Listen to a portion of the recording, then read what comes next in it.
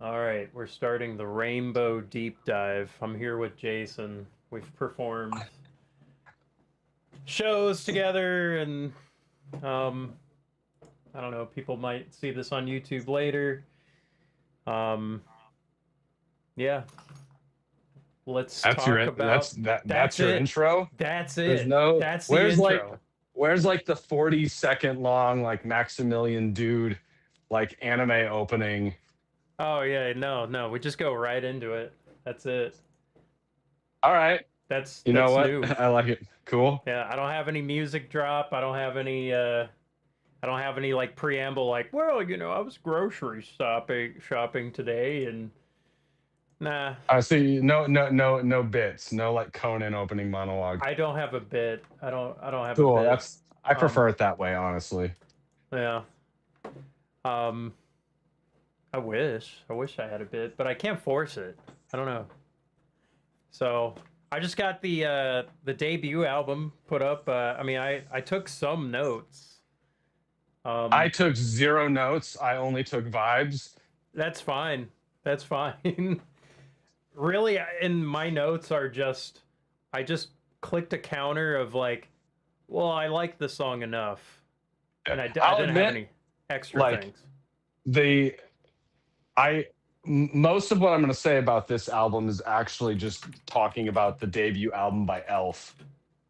Yeah, I guess we could And talk about Elf. Yeah. well, all that I'll say is that usually whenever we do these things, we we started they all start off the same way. We're like, we're going to do a discography dive. And what happens is like most bands have like kind of a rocky but decent start and then uphill momentum, and then you got your classics, your classics, and then maybe a couple stinkers and then a late career classic, and then you know 1998 and on, just a bunch of like, okay, these guys are playing casinos now, and they're Right. really like did you know that Jethro Tull has released 3 albums apparently in the last 10 years? No. No, well, no, because These they aren't went 20 like, these these and aren't young guys. This band like no, so debut album. we These are established guys. This is kind so of we like a usually drop out. We yeah. usually drop out like right after the mid-career resurgence. Mm-hmm. And once they become a tribute band, it's very rare that you get a band who is releasing interesting material like Judas Priest. Yeah. Now, bringing that back to Elf, uh, I knew that after listening to the first album once, that was about it, and I never needed to check out the second or third or fourth album or Yeah, whatever. I can't Uh, remember listening to much of Elf. Like it was just kind of not necessarily run of the mill. I mean, Dio's voice is good, but like nothing really stood out as like, oh, this is like the early stuff is great. It's just kind of like I think he was with any band he could sort of get with, and he's just like, well, I'm here creating, and they got like world tours with Deep Purple at least. So I mean, they weren't like unknown. They just weren't like the main act. They didn't have No, main and act energy. a lot of these bands have like an early years. Like, uh, it's only a couple of years ago that I ever heard like Black Sabbath's early pre self-titled demo Was it stuff Earth when or they were something? Earth, and they got a song called The Rebel, and it's like a ballad. There's no real distortion, and it sucks. And like the Grateful Dead, before they became the Grateful Dead, they were called like the something something jug. Like they wanted to make a jug band, like Yeah. with a literal jug, and going like and you're like, yeah, that doesn't sound good at all. Or They like Black Sabbath, before Earth, they were going to be called the Polka Tulk Blues Band, and you're like, yeah, I don't think those guys are headlining Ozfest. nobody was So checking these guys. Like they just got their crazy ideas just on their own. They didn't have like an yeah, internet. They didn't have a forum to go like, "Oh, this is the cool new hip thing." They're just kind of like they got too much time on their hands. So, well, and they all like the blues, and they all like it earnestly, yeah. but I don't think that anyone is more egregiously not cool with their interpretation of the blues than Elf. But Yeah. at least rather than being a Zeppelin ripoff, it's interesting because they just go into the boogie woogie side of it, like Right. early Liberace.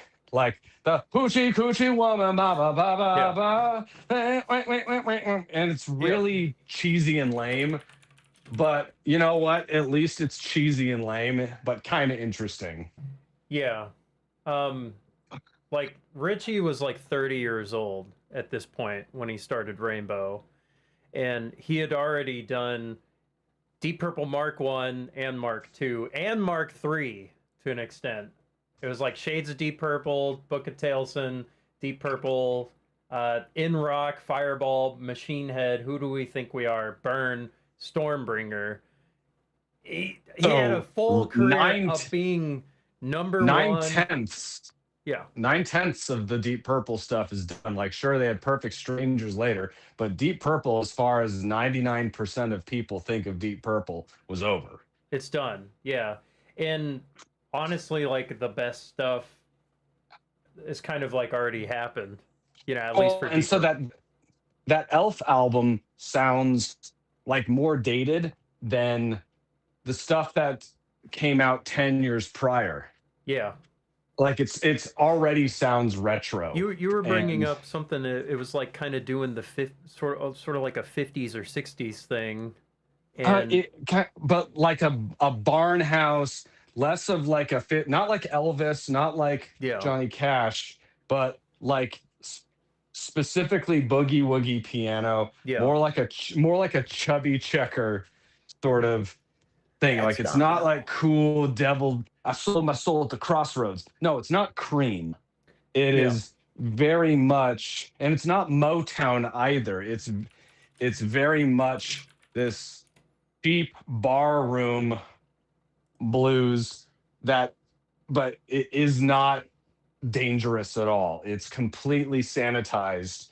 And it's only interesting because somebody decided to do that when they could have done guitar solos. I don't even think he was called Ronnie James Dio then. Like it says No, Ronald Padavona. yeah, I actually read that. I don't know if you saw the story behind why he did that. I don't know.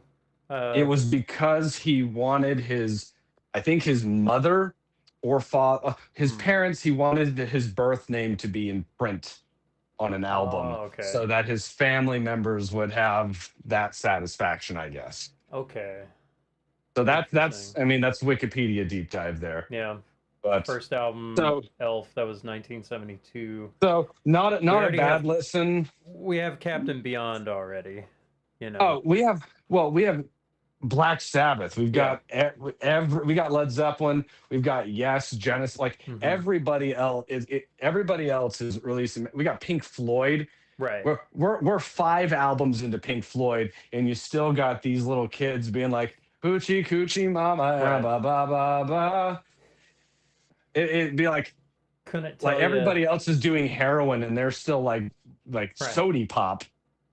Yeah, sody pop. It just couldn't really tell you anything about the other members of the band. I mean, no, the piano's all right. Like there you go. Yeah, the piano is kind of the main instrument, and I'm sure it was fun live too. Like get drunk and be like hoochie. Yeah, but it's not even. It's not even as there's no edge. Even compared to, like the Jerry Lee Lewis's and the Liberace's, like I'm saying Liberace has more of an edge than early Dio. You know what? It doesn't sound like an Elf. It doesn't sound like an Elf. It doesn't sound like an Elf. There's no fantasy element to it. It should. That's exactly right. It should sound like it came from. That's actually great that you said that. It's an Elfino. It sounds an elf in name only. It sounds like it should be. Like in that same sort of surge of post Rosemary's Baby, like spooky psychedelic rock before Black Sabbath really kind of nailed it, because like those early bands like Coven or Black Widow, or even like Iron Butterfly, like with In-A-Gadda-Da-Vida. It's got this like, ooh, Satan. It's wicked. He's gonna get you. They don't know how to be like Ozzy screaming and going. There's no sexuality. There's no there's nothing dangerous. There's no occult. It's not none And of that would that. be okay. And that would be okay if the melodies were stronger, because like I Hmm. love Supertramp, and super Oh, you're cutting of a out. band as you can Okay. get. But I was saying that like you don't have to also be dangerous if you're beautiful. And the Yeah. like Supertramp to me makes beautiful, gorgeous music, and they're not dangerous at all. Right. Even Yes is a gorgeous band. Genesis mainly writes like they write we Genesis is actually a great example because they First King. make weird elfy music, but they sound fantasy. First King Crimson album. Some of the Oh, softer it's tracks are gorgeous. very, very pretty and gorgeous, and it kind of takes you into a faraway land, and it's like it puts you, it makes you, I don't know, it just Eh, it The there's an Beatles are immersion there. harder. The Yeah, Beatles are even harder than yeah, this. Like actually that's a good example. Is it'd be like if they took one of the gimmick tracks off of the White Album and just made every single song like Rocky Raccoon. And hmm, you're like, no, the reason why the White Album works is because every song is different. yeah. So yeah, so They, and it might Elf, have might have just been one of those things where Deep weird, Purple weird picked him thing. up and was just like, I mean, Richie likes simple music. I don't know if he had any kind of say in that. Maybe it was just like a management just grabbing a band and it's like they're available and it's like, well, they got a few albums, all right. Um, Well, they're called Elf. They obviously play live, and they're obviously an opening band. yeah, yeah, So yeah, like they're completely inoffensive. But if it wasn't for the band name, the album cover, and Ronnie James Dio being on that album cover, like nobody that would be wouldn't talking about it. it wouldn't even be like a YouTube forgotten classic like so many other bands that I've found are. Yeah, Like it's just not that good. yeah. It's not The bad, it's but it's not that good. Yeah, I mean, and a lot of like, it's been a while since I've listened to Dio's autobiography. It goes all the way up to his like solo career where he plays in Madison Square Garden. And that's where it ends, somewhere in the '90s or early 2000s or something like that. Um, but like his early music stuff, it seemed like kind of a struggle. Like, well, we weren't much, but we were a band. A little before Elf, and then kind of getting into Elf. I think he played like trumpet.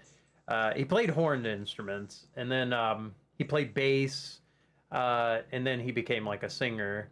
Um, Well, and we'll get to this when we talk about like um particularly Rising, but I feel like there's a character of Dio that the cultural consciousness, like when they think of him, they think of a certain type of song and a yeah, certain bundle of characteristics. And my argument is that throughout his career, he rarely ever actually delivered on that in terms of the music behind him. Not talking about his singing I as guess like as the him. rainbows and unicorns and dragons kind of imagery, maybe that. Well, right, and well, this big epic like Ooh, I am the Dark he's Lord. He's yeah not really he's that. No. no, he's not the Dark Lord, but he's definitely he's definitely in the Fellowship.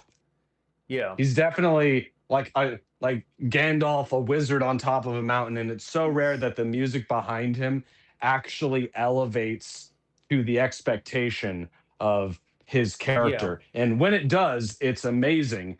But Yeah. he like his character is more legendary than his body of work is my main argument. I think that like Interesting. he hits he his career as a whole is like a B plus, and it's not even his fault. It's just the music, the He songs under him he's just kind of a don't rise. he's kind of a maybe he's a victim of like, if we're gonna call him a victim.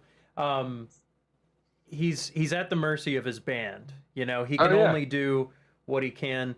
Um, Richie was already kind of older and starting to change what he wanted to do. Like he started to get and wanted to make more pop music.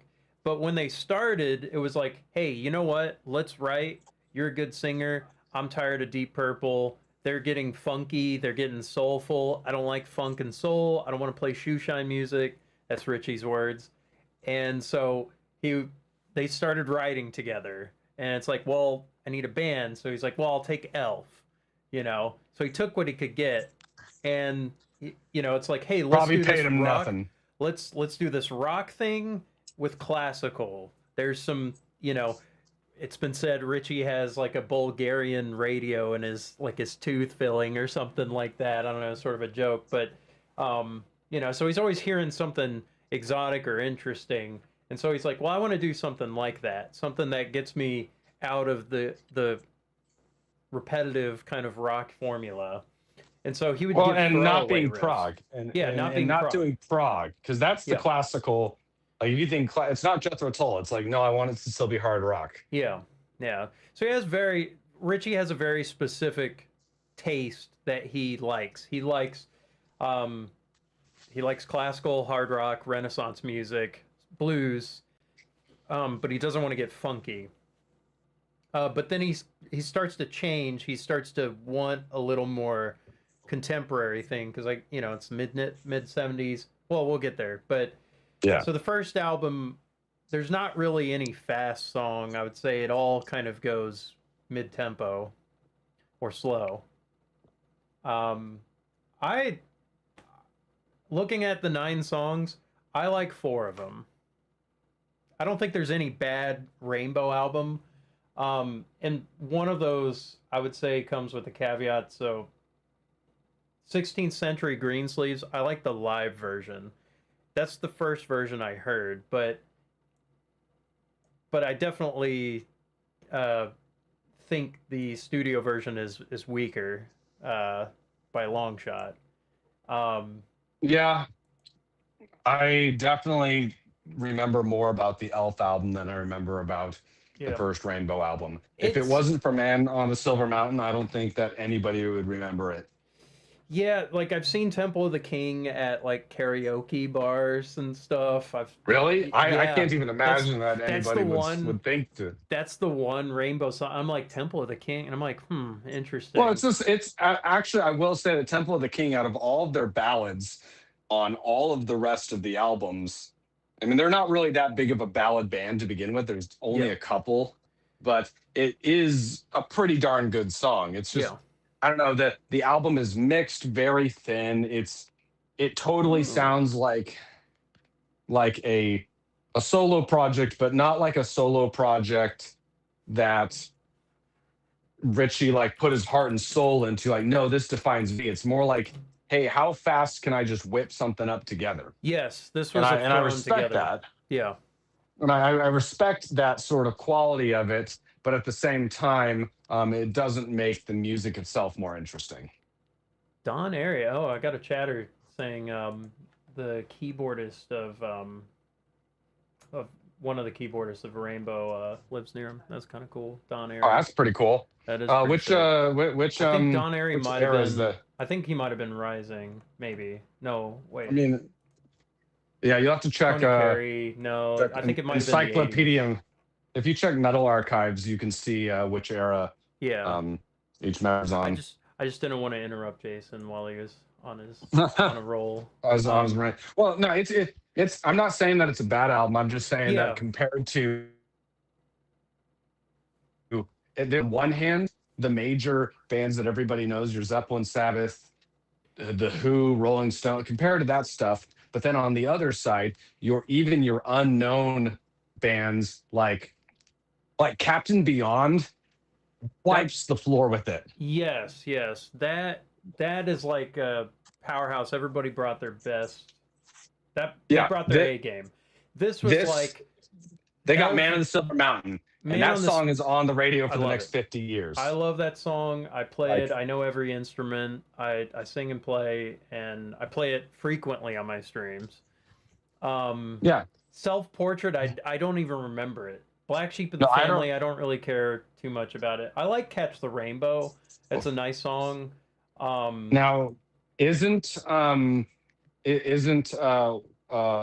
Black Sheep of the Family, isn't, from what I read, that's actually that's the reason why the band exists. Yes. Is because Richie wanted to do that song and the band were like, nah, and he's like, okay, I'm gonna make a band that'll do it, and then that's just how that happened.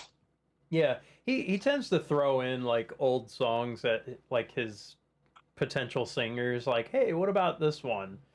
And so they work Yeah, out something but like like that's sort of I his like honestly audition tape, basically. I can't remember a thing about the album other than The cover Temple of the looks cool. King.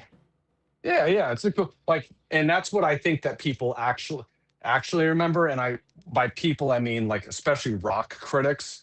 Like Mm. this is the start of Dragon Rock, and like this is where I'm like, no, no, Yeah. there's other. You're just retroactively thinking it because you know Ronnie as this guy. Yeah. So I mean, it'd be like Man it'd on be the like going Silver back and Mountain yeah. has all of his classic lines, like, you know, calling himself a wheel is like very I'm a deep. wheel, I'm I'm a a wheel, wheel, I I'm can a roll like a feel.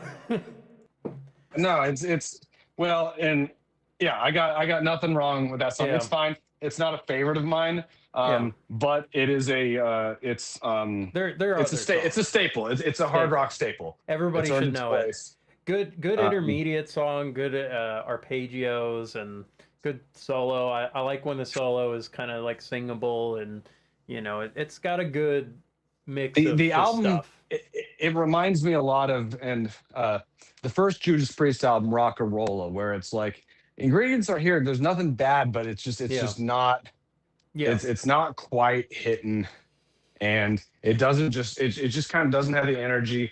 The slow songs aren't slow enough. The fast songs aren't fast yeah. enough. The mid-paced songs don't have Yeah. enough thump. And When so, Dio says he's a wheel, I think of like the big Flintstones stone wheel and not like a car wheel. like I get I that image in my head. He's like a yeah, wheel, that kind of wheel. I I think people want Dio to be in Manowar, and Yeah. so and he's not. Like that's the thing is like they No. think it's Manowar and it's not. Yeah. Um, I give it a 4 out of 9. It like the other songs like Self Portrait, Snake Charmer, If You Don't Like Rock and Roll, Still I'm Sad, the Yardbirds cover. I don't care about those so much. no, it's just another. It's a throwaway, and I Black think Sheep of the that's how Family don't care. I It's think, and I'm not trying to be insulting. I think yeah. that like that's how Richie saw It well, albums as throwaways. Like we're gonna record he some songs, release he it. It's a didn't. product, Well, I mean, because one of and we'll Richie's see next staples, year. he does like this octave riff, like he does this kind of thing rather than just play straight chords. But a lot of these songs, they're just kind of there's nothing extra riff or anything to it, so I don't really No, find it that interesting. And nothing no, else in the song really carries or anything. We could probably move on from this one. yeah. But like it's fine. Like Other bands have the same thing. The first yeah, Oyster Cult album is okay. yeah. It's I got some think stuff on it. It's you're okay, but you're getting a skeleton band together. You're already established. This was just kind of Richie getting something out there, and it came out at the same time as Come Taste the Band.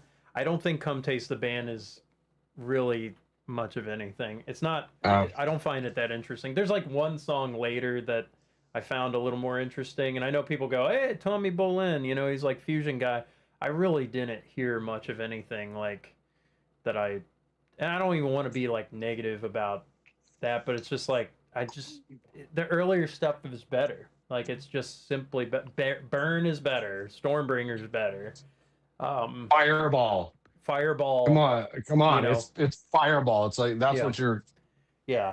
That's Come what Taste the you're Band is doing. not like, unless it's like your first album, you know, Hey, maybe. I can't. I mean, one of my very first Megadeth albums was Risk, Look, and I was totally into it when I was 13. I love talking with one of I used to work with this old keyboardist guy, piano teacher guy, and like he loved Tormato from Yes. He loved it. He was like, I love this one. He was like, this was like the first Yes album I got. I was like, what is that? And then he's like, oh, and I found the band, and like he was so Yeah. into like it was Meanwhile, just it's only got one good song on it. and yeah, what is it like the Don't whale? kill the whale. Don't kill the whale. Yeah, that's the one. Da da da. Slays and Masters, Deep Purple. It's yeah. Okay. So Let me switch the picture here for the image. It's Rainbow Rising. This is the one we all want to talk about. okay, so yeah, Rainbow Rising is one of the greatest rock and roll albums of all time. One of the greatest proto metal albums ever made. It's pre-power metal.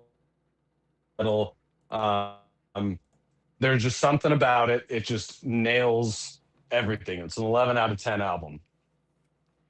Yes. Yeah, it's like, it just and it's almost boring to talk about by now, but yeah, no, it is that good. It is mixed that well. The performances are that good. The writing is that good. It just absolutely nails it. 10 out of 10.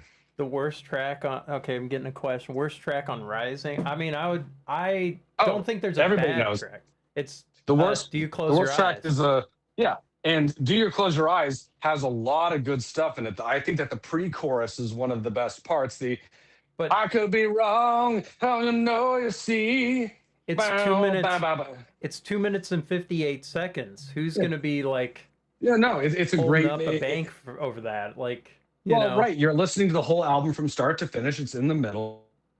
Stargazer It's is like absolutely a fine. third. Stargazer Is a third of is the a album. third of the album. Yeah. Like, So Do You Close Your Eyes? But it's only just because the chorus section itself yeah. is mildly annoying. The Do you close your eyes? I got to know. It's not the best melody, but the rest of the song is really good. There are cornier songs like that. That is a more interesting song than all of the B-sides of like the debut album.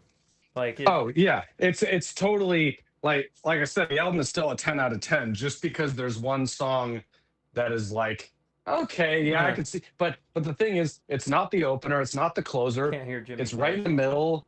There's no weak ballad in the middle to derail. So that's the thing is like that song, even though it's the weakest one on the album, there's gonna be a weakest song on the album. Yeah. And ruin the momentum of the album. So I don't care. Yeah, it's probably pound for pound the best album of all the Rainbow albums. I think it's better than any Deep Purple album in the studio. Yeah. It Yeah, I sounds think live. Like it sounds like this is the live show. Like they could start their show and they could end it. I mean, the only little nitpicks I have about it are like, well, Stargazer fades out. Yeah, it could have more low end, sure. It's I also think 1976 or something. Like, Yeah, like sure. yeah. But it's also like compared to who? Like I'm trying to, because even like the early like Black Sabbath's Paranoid is like horribly produced if you're gonna judge it compared to modern doom metal. yeah. Like at a certain point, you can just go into your stereo settings and turn the We're bass up, we're which is what I also- do. I think when I look at these bands, I kind of judge them from their own band and like that's it. Like I try not to get too like compared to this band. Maybe if it's like a maybe if they are related, because I do think Deep Purple and Rainbow go into we'll get into Strangers in Us All. We'll get to that. We're gonna kind of just try to keep. Well, I think that Rainbow's Rising does what everybody says Heaven and Hell did, and Heaven and Hell completely does not do. Neon Nights is a cool song, Yeah. but Neon Nights is not as good as Terra Woman. Children of the Sea is not as good as Stargazer. Heaven and Hell is not as good as Stargazer. Like Stargazer Cozy is Powell's the best. drums. Like, got to talk about that. Cozy Powell. Yeah, clobbering those I mean, things.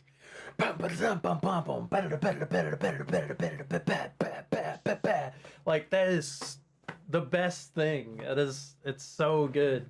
Yeah, And Richie's just like pick scraping Yeah, just that whole thing. And Oh, it's immaculate. yeah.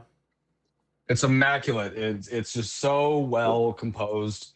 Um, it's Did really the we birth of epic heavy metal. did we listen to the I didn't listen to the live album. I do think the live songs are generally better, but like from what Well, I've no, it didn't have any we're just rising on it. yeah. I was like, Um yeah, the Terra Woman it's really cool. Um yeah, just that synth opening is so odd and neat. It's an interesting sound, that synth sound. It's I agree. yeah, I don't know what that was. What was I mean, I couldn't tell you which one it was, but compared to other, like that was like I won't say it's a Resonant popular Saw sound, Wave?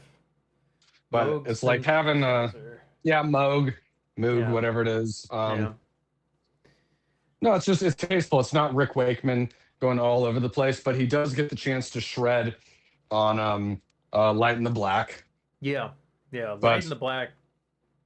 That I didn't know about when I was yeah, you going didn't in. know that song. I was That's like, like and then the first comment I saw on YouTube. Sometimes I check that, and they're like Stargazer Part 2, and I'm like, oh wait, and I'm like, what did I miss here? And yeah. it's How do you so follow up one of the best songs ever, the fastest song on the album, and then you just get in and get yeah, out?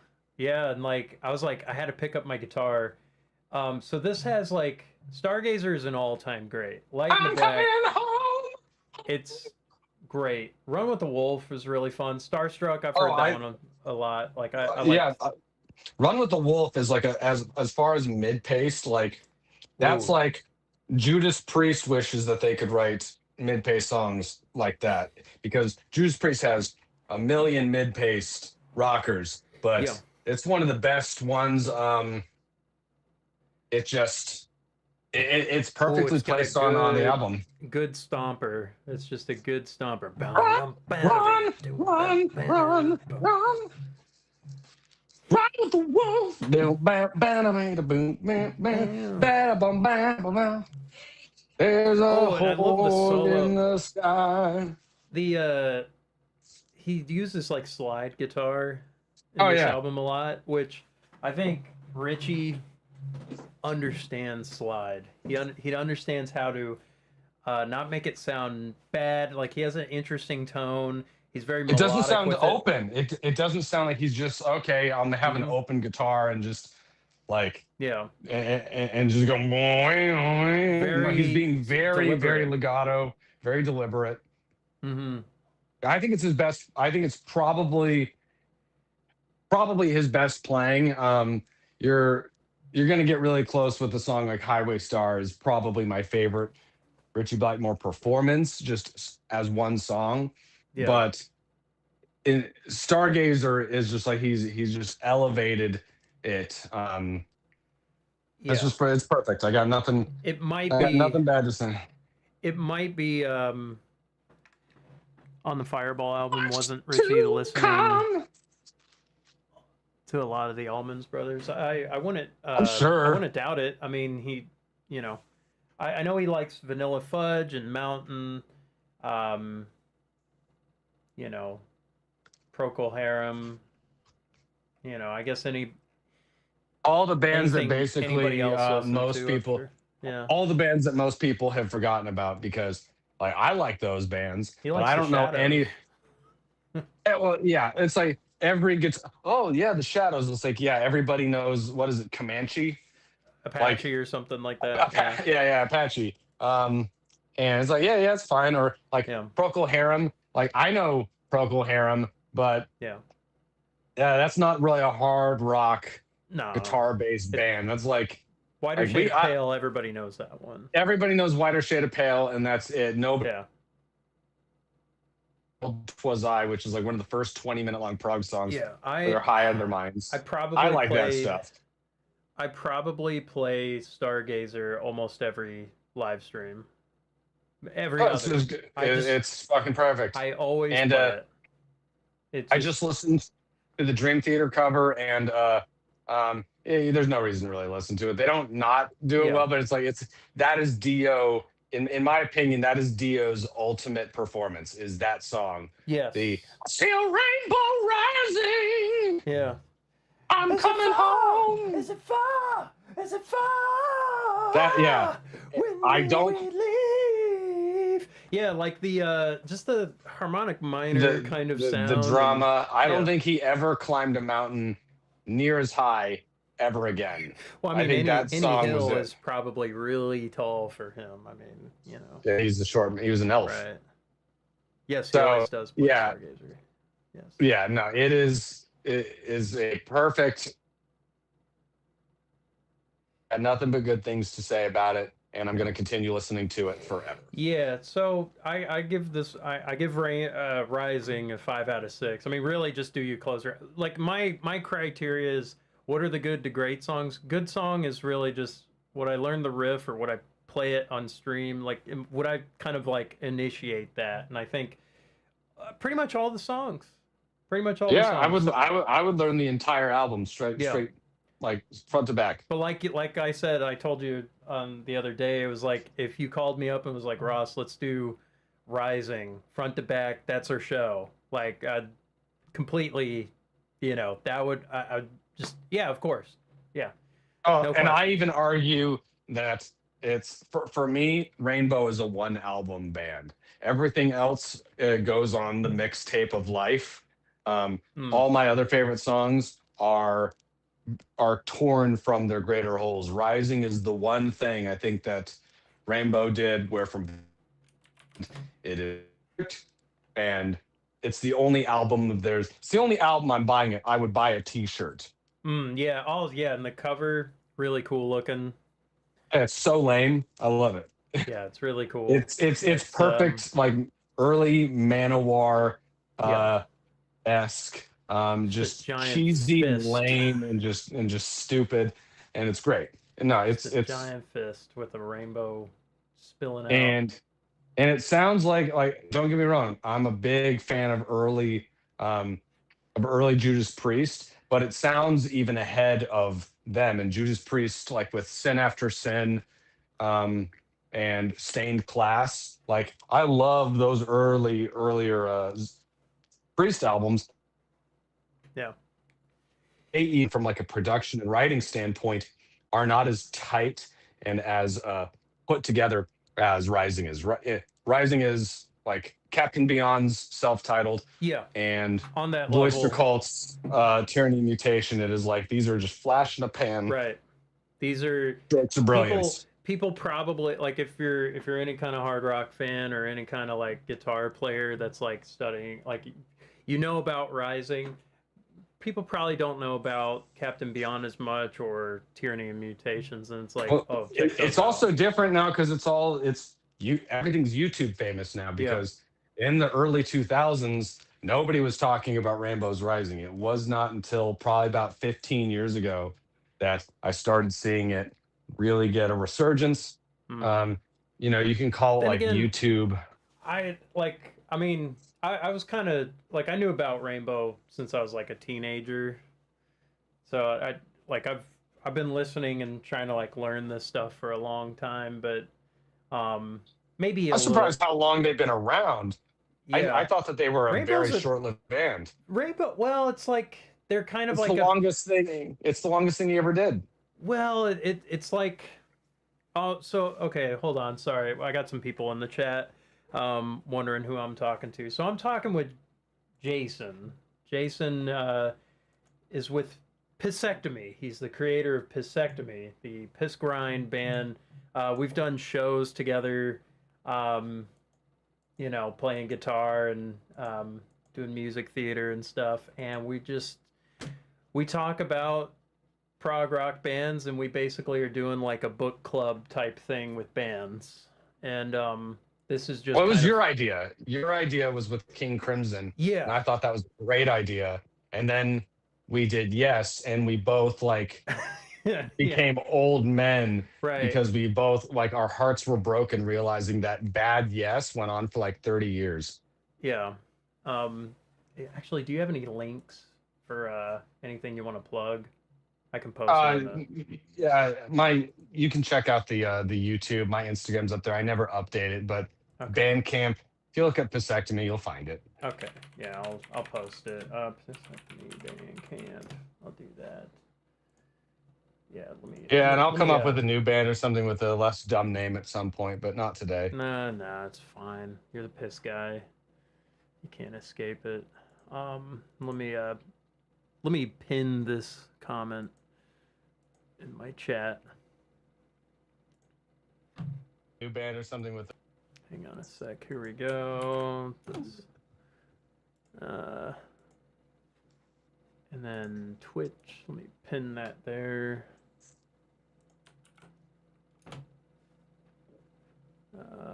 Pin manually. Okay, there we go. But Yeah, he has the whole moral anyway. The story when it comes to Rising is that I think out of everything that Blackmore or Dio ever touched, it was the most forward thinking, ahead of its time, and really stood the test of time. And like you can hear the influence in it in other bands going forward. Whereas even their best material, like I still think of Deep Purple as sort of a not a retro band, but there's an old fashioned quality to it, like committing to using the organ, John Lord, instead of like becoming a Rick Wakeman sort of guy. Yeah, that's there's a the guitar organ rock band.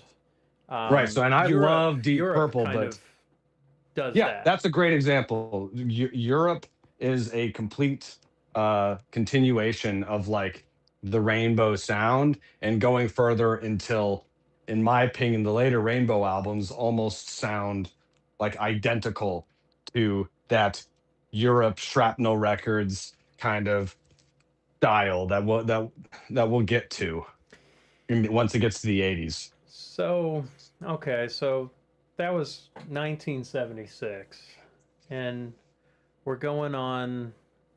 The Sabbath is almost done. Sabbath is almost done. Zeppelin's almost done. Everybody's basically getting ready to sell out and do 80s pop. They're starting. Like there's some good albums. There's some good albums. Yeah, great albums. They start changing bass and changed the keyboards. And now we're on the third Dio album, the last Dio album. Now, I think we have a disagreement on this album, but I like this one. There's just a lot of songs maybe it's because I've been listening to it since I was like young.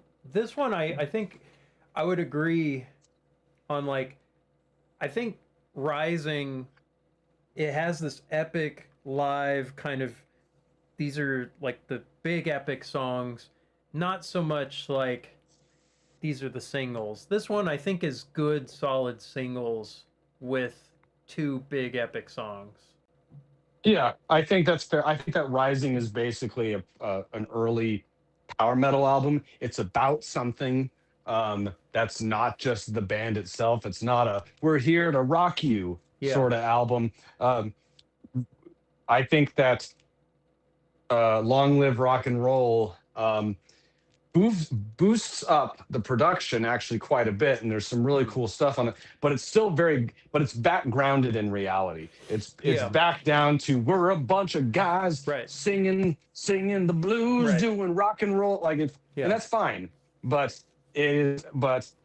it's coming back down to do that after we just got down off of the mountain with Wizards and Vikings. And in my own personal taste, when I'm inspired by Rising, it isn't inspired to go back and listen to later Dio, later Blackmore. It's to go and listen to later power metal. So when I hear Rising, I go, okay, more Judas Priest, more Iron Maiden, and then we're going into Halloween, and we're going into Blind Guardian, and then we're going that route. You want more fantasy, proto you want metal. more I want the metal. Yeah. I want that. Yeah, I wanted them to go into a metal direction rather than a hard rock direction. Yeah.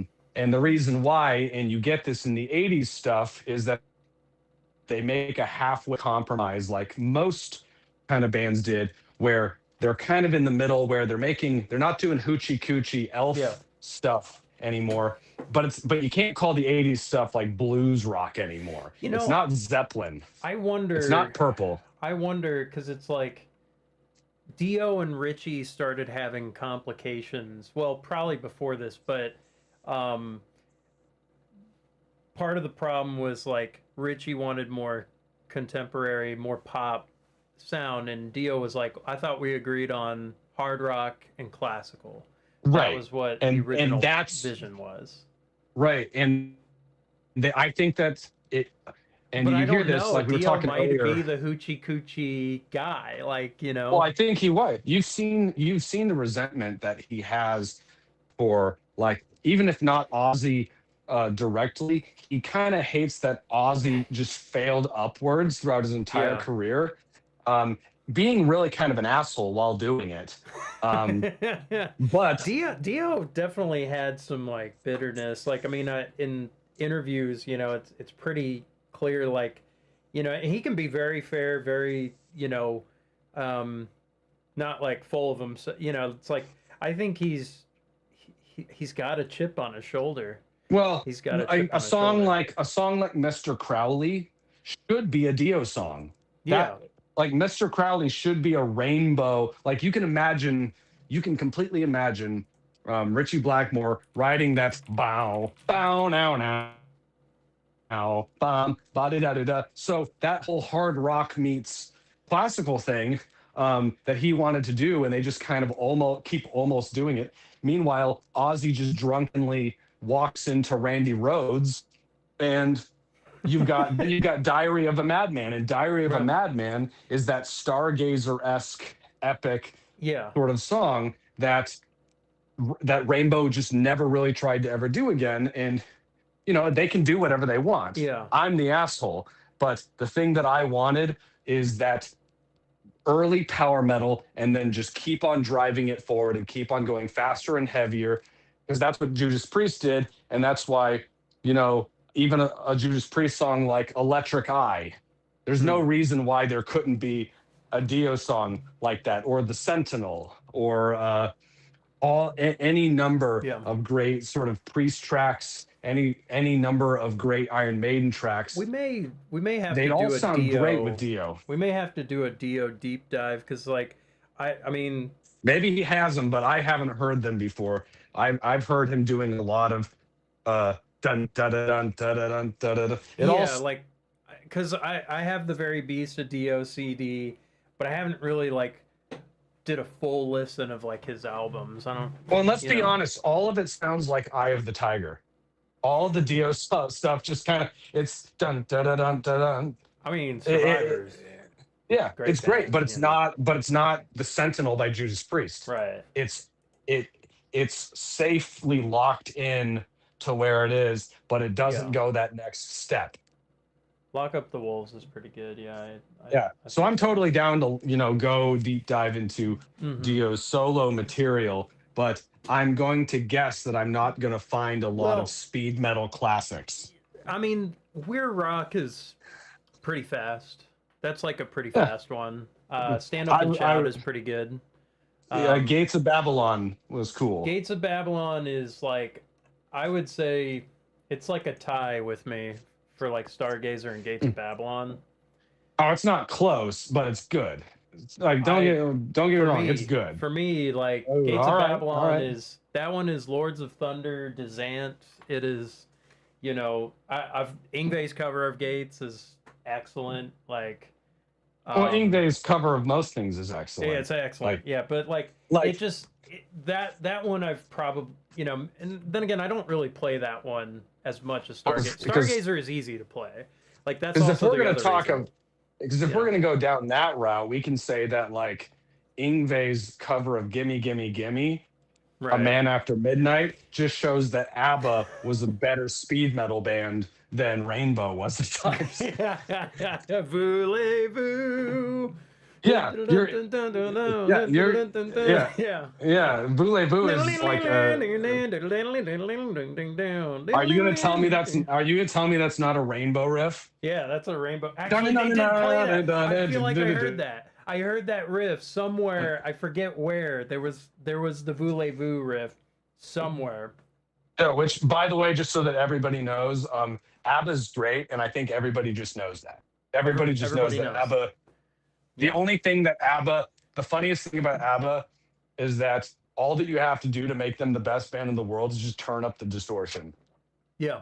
If you just do Oh, that yeah. and then you have four on the floor, like kick drums, it's heavy as hell. It's fucking heavy. Yeah. Mamma Mia was a fun show to play. I hated watching the show, but Oh yeah, really no, fun. I was actually I love playing guitar in that show. Yeah. The songs are great, but also actually that's a really great example. There's more good ABBA songs than there are good Rainbow songs. So we Probably should actually ABBA just be might talking be about Rainbow. ABBA might be a longer lived band as well. I'm pretty sure they were the most successful pop band of the Rain, 70s. Rainbow was 75 to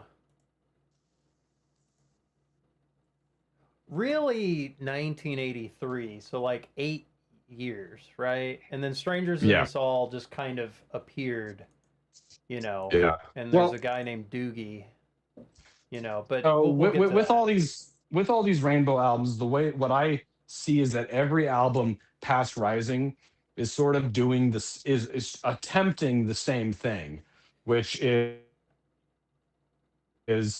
to just make a good collection of songs, and some of them are good and some of them aren't, and you're going to have a different opinion than I will about what those songs are, but Yeah. every once in a while you'll hook into one where everybody goes, yeah, that's the song, like Long Kill Live the rock, King. rock and Roll or Gates of Babylon, Kill the King, perfectly Spout fine House. rock songs. They're good songs, but is it as Oh, good as like I gotta Dinner by mention. Judas Priest? I gotta Oh. mention L.A. Connection. So this riff is also One Man's Meat in Deep Oh Purple. yeah. And him Also- pissing them off. Also, it's Tight Squeeze on a later Rainbow album.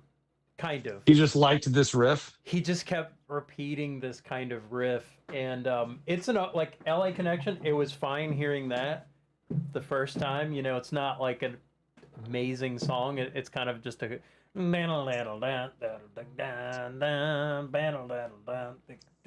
like, I don't know. It's all right. Like, it's one of these little. It's like a Fat Bottom Girls kind of riff. It's just All right. got this thumping thing, but like he repeats this, so it's kind of like, wait, I've heard that song before. Hang on, I'm gonna pull it up on stream for stream people just for a second. It's the LA Connection. I'm gonna play like the first couple seconds.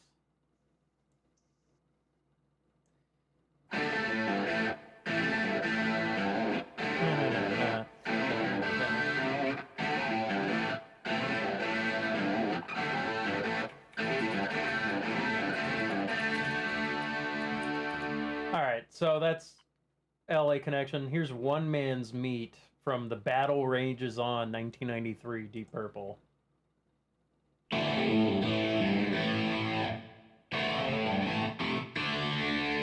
A little bit different meter.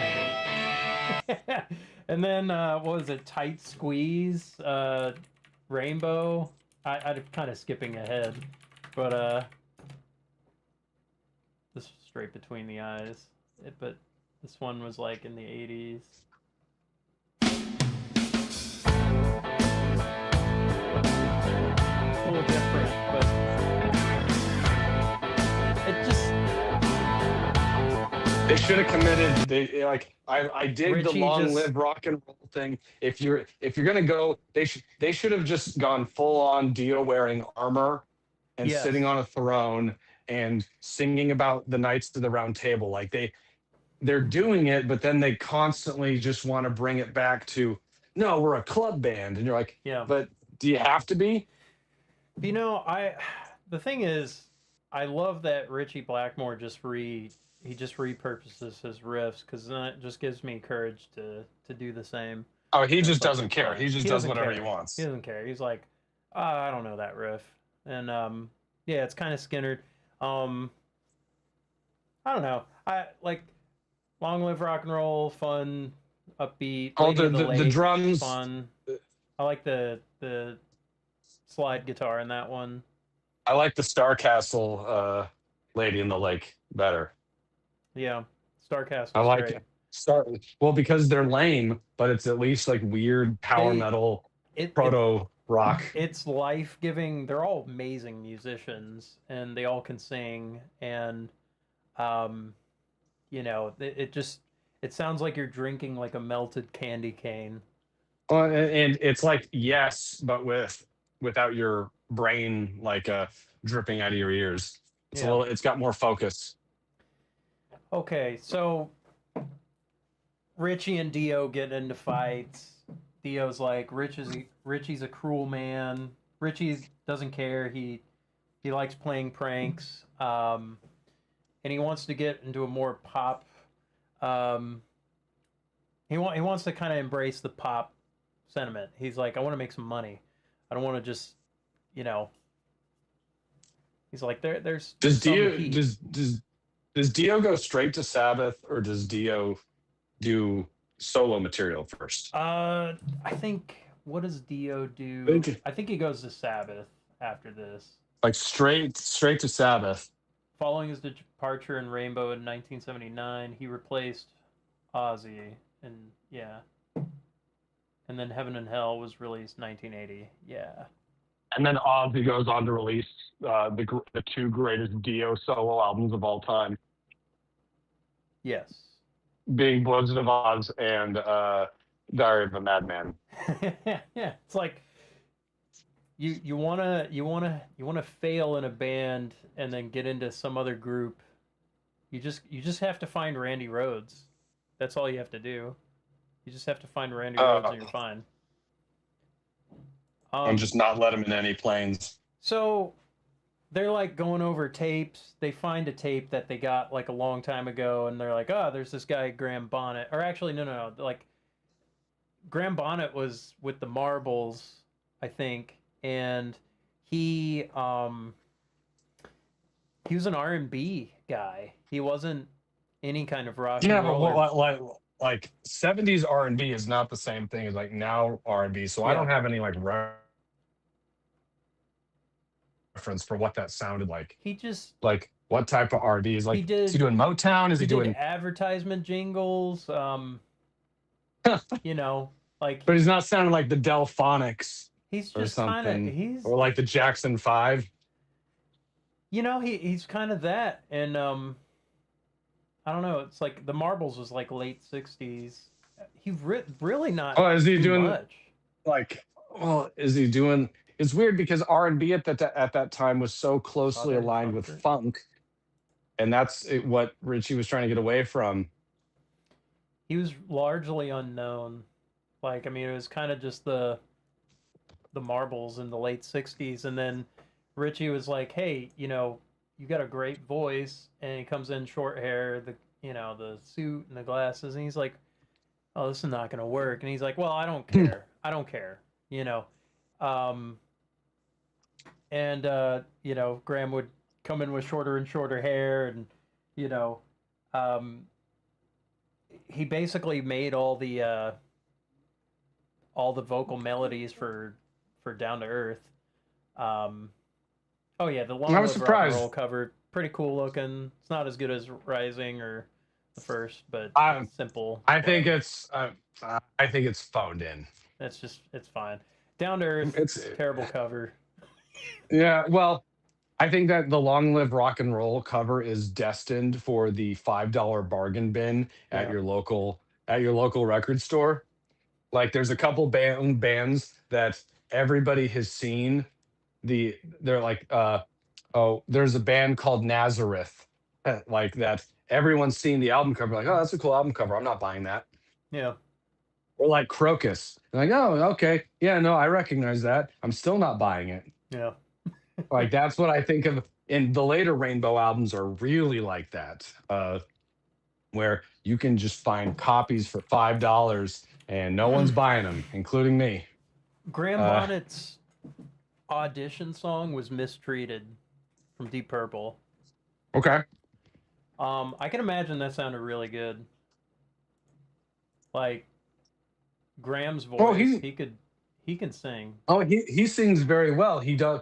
The only problem, and it's sounding so nitpicky because he can sing leagues better than I ever could, but he was the big, very much sounds like the beginning of that '80s sound of just sort of generic, faceless, good singers. Joe Lynn Turner, Jeff Scott Soto, like these sort of guys that they're always employed, but they're Yeah. never the face of a band. They never are the character of a band. Like Ozzy, Ozzy's voice. Oh, that's Ozzy, Ozzy. yeah, Dio. Oh, mythical. that's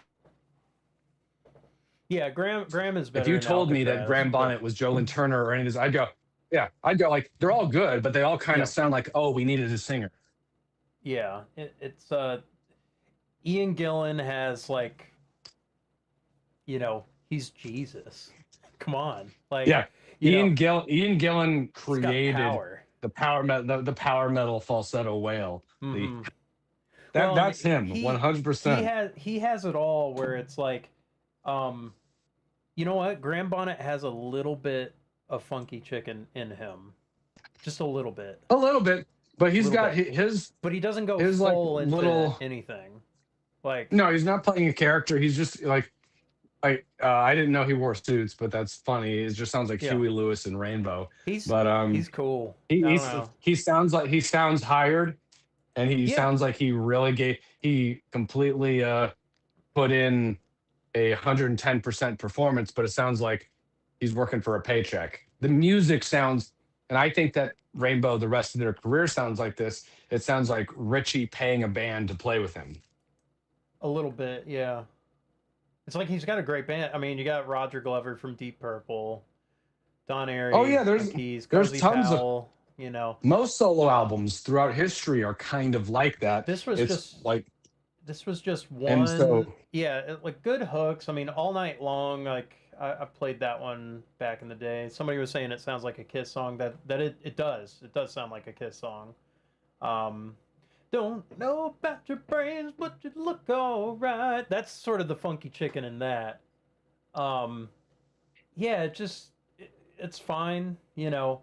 Eyes of the World is pretty cool. There's some cool like fast, you know, it's yeah, got I some was of that surprised. like I actually think chuggity chuggity chug stuff I think in the there. album is better than Long Live Rock and Roll, only because it has more songs that I like. I skipped less songs while Okay. listening to it. Oh yeah, I Um, had Long Live and Rock and I Roll at tried a not to 6 out of skip. 8. I tried not to skip, but it Yeah. happened. I Like had a it's just six at out a of certain eight. point, I'm like, okay, I get it. Yeah. Like, let me see. Down to Um, Earth and Long Live Rock and Roll, I actually have the same score for 6 out of 8. So I like okay, them like both let's see, equally. Down to Earth. Yeah, Eyes of the World was good. Danger Zone. Lost in Hollywood was the best song I'd heard since that was like since Light and Black. Yeah. Lost in Hollywood is an all-time great. That's an all-time great Yeah. tune right there. Um, And I don't really even cool hate the riff. cover that much. It's just it's it's not bad. Like I said, it's kind of in, it's out, it's whatever, It's and then on to the next one. I thought that it it, was going to be it's got a this, like come taste the band. I thought it was going to yeah, be something that I just wasn't going to remember. good riffs. I mean, like this really made Graham Bonnet a star, like a short-lived star, and like he had his own look. He's sort of, I mean, in a way, his like not wanting to conform with like a rock and roll look was in of itself kind of rock and roll, but at the same time, it's like he's not he's not your S tier singer that like everybody goes to of like, oh yeah, I know him, like in terms of like influence or whatever. He's just really solid, and I like him. I got a soft spot. Like he's just happy to be working. He's happy to be included, and like he was solid. I think he had some alcohol issues that kind of wore him down, but he kind of got over that. I saw a clip of him singing since you've been gone, and he still sounds pretty good. Um, Yeah, no, I was about to bring up since you've been gone because I had no idea that was a Rainbow song. That's just one of yeah, those countless songs that you've heard on the radio a million times without ever paying attention to it. it, Um, great, and great solo for that one. I mean, it just very, it's like classic Richie of just something melodic that, you remember, and it's almost like a natural solo where it's like, oh, those are the right notes that you should yeah, play, and I thought that it was Boston. Like when it first came on, I thought that I was like, it's like, is this like a shittier yeah, Boston? But shittier no, it's not. Boston. Uh, and no, it's fine. Like I think that I surrender off of uh which was it Difficult to cure. difficult to cure. I think and if you're gonna go into just like Oh, hang on, pure 80s. I gotta change the images here. Yeah, go on. Oh, well, I think that these albums all start to blend together because they're kind of doing the same thing. It's just like throwing darts at a dartboard, seeing what sticks, and almost every single one kind of hits like three really good songs, and they almost all of them happen to be fast. Now, Yeah, I surrender as far as a chorus led single goes is better than most, but it's still not like it's not Photograph. It's not Come On Feel the Noise. It's yeah. not uh, Kickstart My Heart or any other number of sort of 80s um, uh, hair metal power singles. It's good, It's and yeah, that good was the is first good. Good song is they better than wrote. shitty.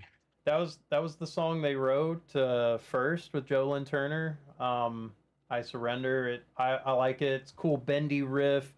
Um, I like the chorus. It's one of those classic Richie melodies where it's very simple, but it's just like a cool bit, and then he kind of does variations on it.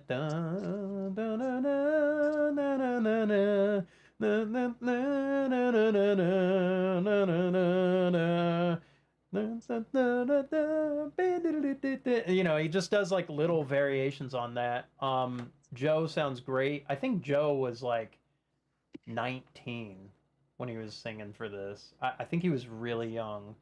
Hang on a sec. So We're on 1951. When did Difficult to this come Cure, out? right? Oh wait, he was just 30. He was just 30. Yeah, difficult to cure now. Um, Spotlight Kid is yeah, the highlight of Spotlight, the album. really great. That's basically Jet the Jet, Alcatraz. But this is like the proto version of that. Well, it's funny because I was on Metal Archives looking on the reviews, and Very. almost all of them are the only people reviewing it are fans of the band. So almost every single album has like 80, 80, 83, 80. But for some reason, Difficult to Cure was in the, and I'm like, how is this any different than the two that came before it and the two that came after it? Hmm. Like, what makes this one specially bad? And I'm like, I don't hear it. It sounds like the exact same as the other two albums, which was, yeah, not a great album, but it's got a couple cool songs on it. I give this one a 6 out of 9. Like there's no bad Rainbow album. Um, difficult to cure. It's like the doctors, you know, putting on the glove. I don't know. It's I don't I don't know why it's Rainbow. Like I mean, it's almost like they could have been called a different band name, I It's guess. very Spinal Tap, like intravenous to Milo. Yeah, It's very to me, it's very Shark Sandwich. It's yeah. just like, what is it? Oh, we're just gonna call it something. It's yeah, the stuff I liked on Difficult to Cure, I Surrender, Spotlight Kid, those are the highlights. Um, You can also see that they gave up on trying to have a logo. yeah, They yeah. completely gave up on having a logo. The classic the classic I liked one is gone, No long Release. gone. No Release had a cool riff. It was very funky, kind of soulful. There was like a bit of interplay. Like I thought maybe this would be kind of like that strange kind of woman thing where um, they start doing like a call and receive with like voice and guitar. I like the instrumental. I don't know how to say it. It's like the German thing. Violet Dark Nacht. Yeah, Yeah. yeah. Weil like das Yeah. nach Zeit No, sick. it's all right. I think Um, that I kind of it's I just put it on the background while yeah. these albums are best. I I was in my garage woodworking, and yeah these were on in the background, and that was exactly what they needed to be. Because if I was forced to try and pay attention to them, I'd yeah. probably like them less. Magic was Uh, not great. It's not great. Like that's the not the best song in the world. It's not. Beethoven's Ninth was cheesy as I hell, but loved I'm it. kind of like, I this loved is it. what you should have been doing with this. This is what would have kept Dio in the band. I loved Beethoven's Ninth thing. It made me feel it made me feel young and like just positive and optimistic for the future, and I loved it. It was cool. It was cool. Really cool sound. Don Airy sounded amazing on it. Um, I think I liked Midtown Tunnel Vision. It's a very Jersey song. I don't like New Yeah, Jersey. well, nobody likes New Jersey except for Kevin Smith. Comments Um, on Freedom Fighter and Can't Happen Here. People were like, "Wow, this is like so prophetic," and you know. I But I mean, mean, it's maybe I just can't remember. I don't know. It's well, it does have Like what year? like a Okay, so 1984 what type years is of 1980? yeah, This is 81. like 19. Yeah, Everyone's yeah. probably going like, man, it's almost 1984. No, here's the thing. You're like what, like a year away from Merciful Fate releasing Melissa, and like Venom releasing Yeah, uh Welcome to Hell, Overkill and next year. Motorhead releasing, like, Yeah, it's there is, by this point, like, I like these it records, sounds but 80s. It does sound when they 80s. talk about, like, it sounds 80s, but at the same time, it's still not dangerous. It's not enough. Um, Yeah. Spotlight Kids, some of those songs that got double bass in them, you're like, okay, this is going somewhere. This is Mm-hmm. new. This is fresh. Um, but compared to what's going around, it's not there. Yeah, sellout feel maybe. Um, I don't even mean sellout. I just mean, I'm just uh, looking at comments. it's just it's just kind of a little bit tired. Yeah, it's like they're trying to get some juice in the band, and it's like patching up something that it might be falling apart.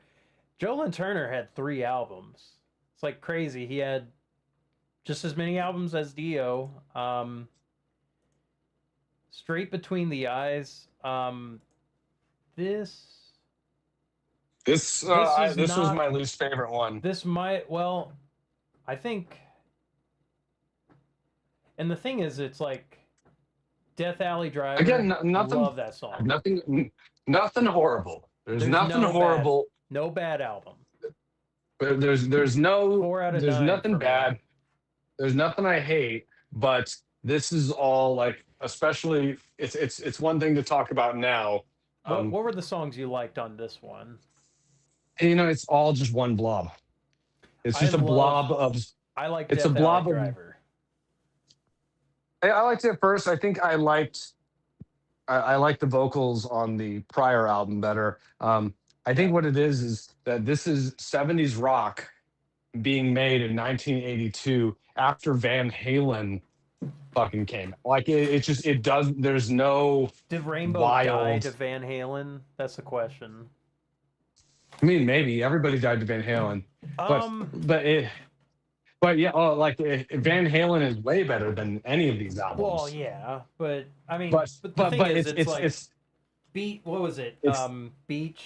The ELP.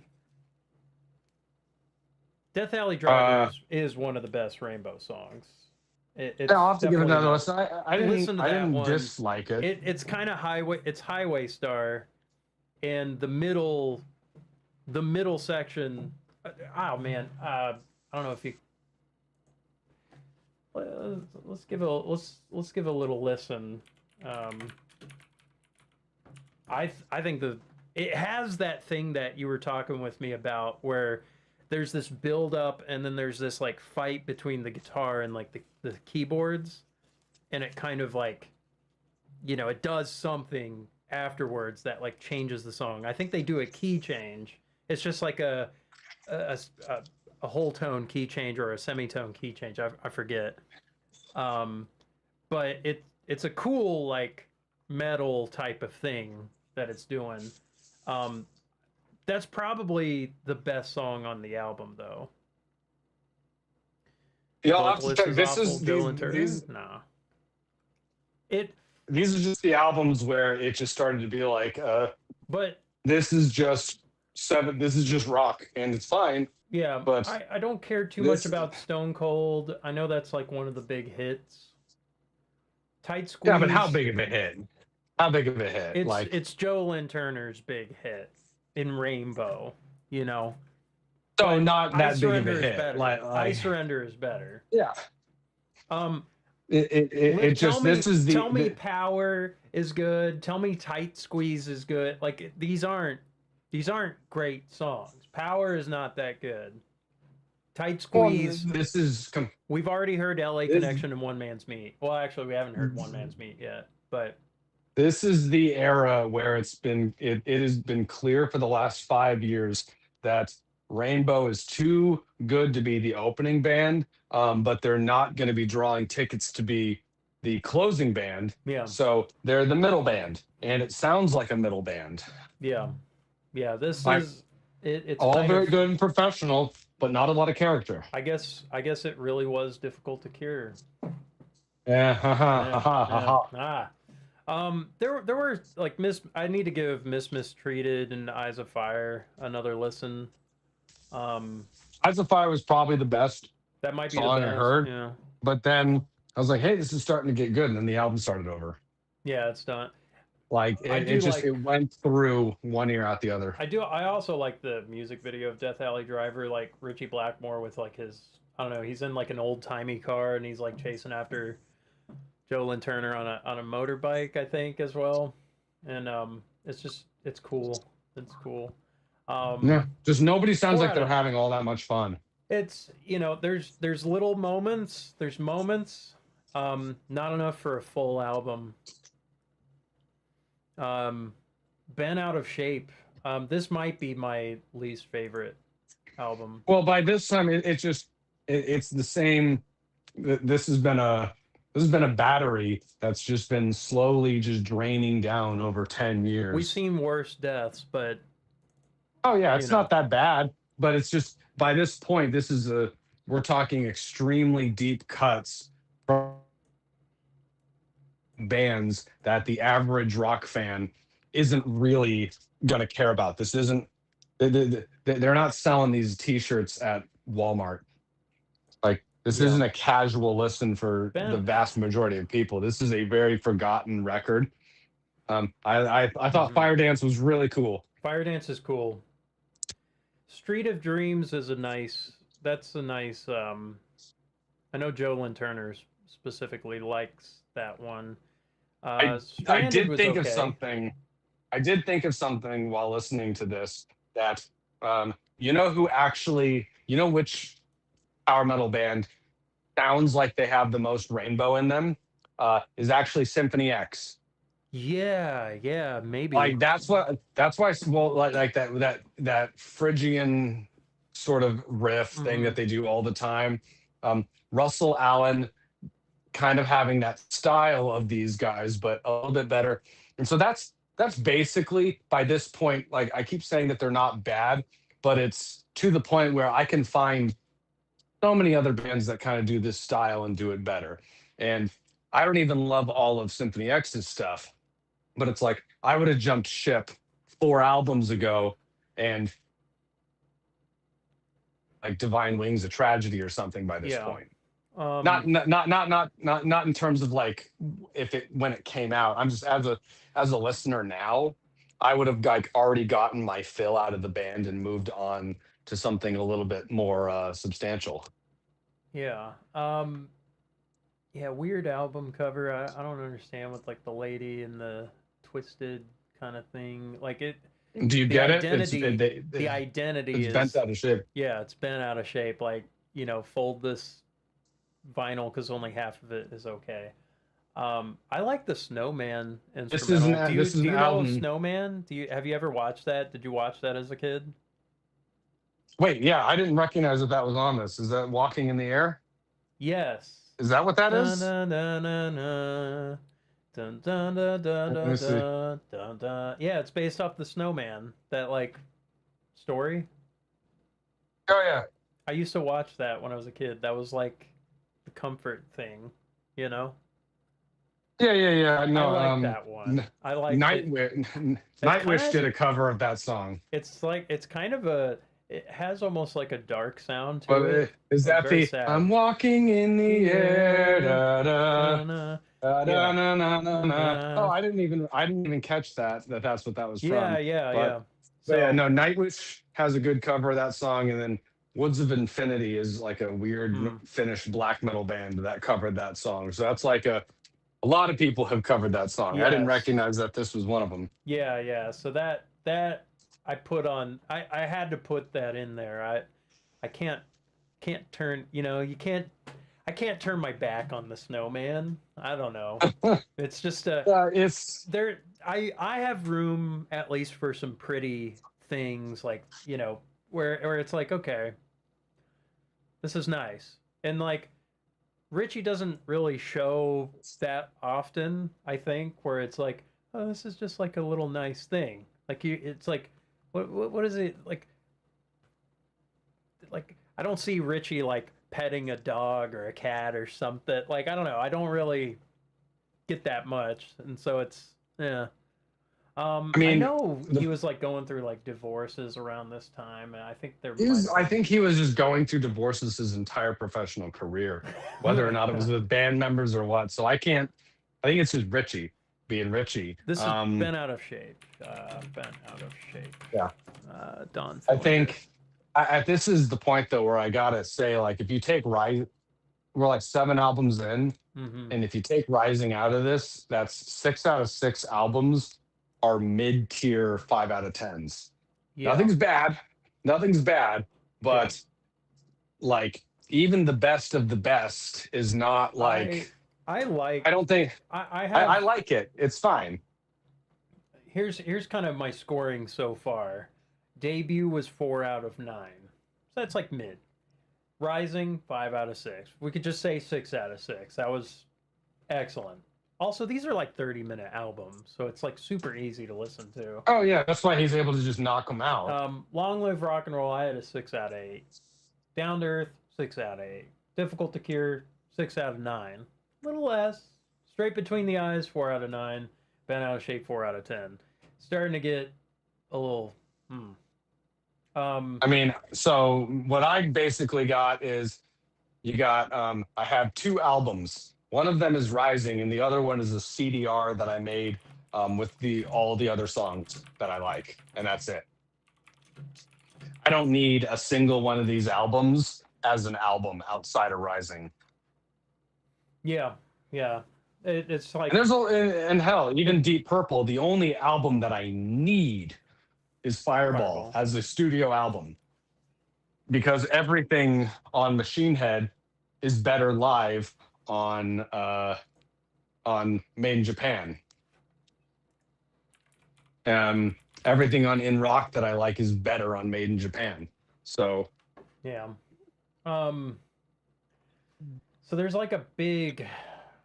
It's like 12 years pass somehow, and I'm not really sure what all. oh the happened 90s here. one. Oh, because it was Deep Purple's reunion. That's what happened. There was like a few albums where Richie went back to Deep Purple, and then Stranger in Yeah, the I mean Soul. I barely could even like listen to the 90s one. It's like there's so many bands that did a 90s album that were it was over. And it's so He very tapped out at obviously this just a point. solo album. This is at least like a cooler looking cover. Richie in his hat, his I mean, Bloodborne hat. this I'm imagining that Richie is kind of like doing like a Steven Seagal thing, where he's like or like a Gene Simmons, like, I need to get a soul patch because it's 1995. Like, I'm just He's imagining him always had a trying to be pilgrim cool hat. one last time. He's always I'm had a trying to pilgrim. imagine him being cool one Yeah, last time. maybe. Yeah. Um, it's So they get Doogie White, who's a Scottish singer. Um, they had like one of his tapes. They had it in the shelf for a long time, and I think Candace Knight might have somebody mentioned, "Hey, you got this like cassette," and so he's like, "Oh, well, I guess I'll put something together." And it was like pressure. It was label pressure. Hey, you got to do Rainbow again. He's like, "All right, I get Doogie, I get Greg Smith, Paul Morris. I don't know I who's just got don't it." think that the best quality of Richie Blackmore is also the worst quality. I just don't think that he cared that much. Yeah, I think he really liked playing guitar, and but I don't think that he really liked. I mean, it's evidenced by his output. It's like I don't think he liked working too hard. I don't think he liked. I think he wanted to no, retard max everything and just get it done. yeah, And so you weren't ever get. I think that he was capable. I'm not even saying he'd be better if he made a big prog 20-minute long song or whatever that. But I yeah. feel like, He'd rather that be after, spontaneous. but after like Stargazer, it was more like, and I even met a couple people. I remember I used to be friends with a band who made like straightforward Manowar, um, Judas Priest, like mid-tempo rockers. Great band. And then they spent all of their time and money writing these two like progressive power metal songs, and they were genius, but they couldn't really play them live, and they were difficult to play, and they were so tired after it that they were like, dude, all I want to play is Living After Midnight. I never want to play that stuff ever again. And while I get it, I'm just like, you gave it one try and you succeeded, and you said, oh, I'm not doing that again. And that's why I'm such a big fan of progressive rock, is because these guys just keep on seeing, like John Anderson. Oh man, we just wrote a 20-minute long song. That was hard. Let's do it 4 times. Yeah, Like it's so stupid. Or Genesis or Pink Floyd. Pink Floyd. Yeah, you know what? Maybe a simple album like Wish You Were Here. Okay, well we'll have a 10-minute long intro just with sin. Oh, okay. Like it's. I don't think that Richie was very interested in challenging music, he and I it's say that only off of his output, yeah, like, well, now he's and like I think it kind of doing suffered. Renaissance. He's now doing Renaissance stuff, but like this album, it has like a darker sound, um, but it's also like it's just not as good as the older ones. There's some alright stuff. I think Wolf to the Moon is fine. Ariel is maybe like the one that like, oh, that's the last like good thing that he did or something. Or Black Masquerade. Uh, All the Mountain King's how many fun. bands? But How many bands from the late '60s, early '70s? How many of them do you know thrived in the '90s? And that's a genuine question. Like yeah, any of them? yeah, really like nobody. I don't know. Like maybe it was Agent Plan, like when they came back. Hmm. But I'm trying to think. Like it's just everybody kind of from that era kind of sucked. It just Um, well, and like I think looking at the '90s these Jethro Tull stuff is actually this pretty is good. he threw this together because like okay, after Straight Between the Eyes, it's Perfect Strangers 1984, Yeah, and that's a great song. great, I it's a don't know great if album. I don't The even know album's if good. yeah, I've never actually listened. I've never um listened to the whole album. I've been putting I it off for years. I like, yeah, I like most. I think I like most of the stuff. Like, there's good riffs. Gypsy's Kiss is one of the great, like, it's an amazing one. Wasted Sunsets is nice. Ian Gillan has a different sound to him. Knocking at Your Back Door is awesome. Um, I think Mean Streak is pretty cool. It's they got like energy again. It's like they hadn't been Right. around. They got some energy. House of the Blue Light. I don't.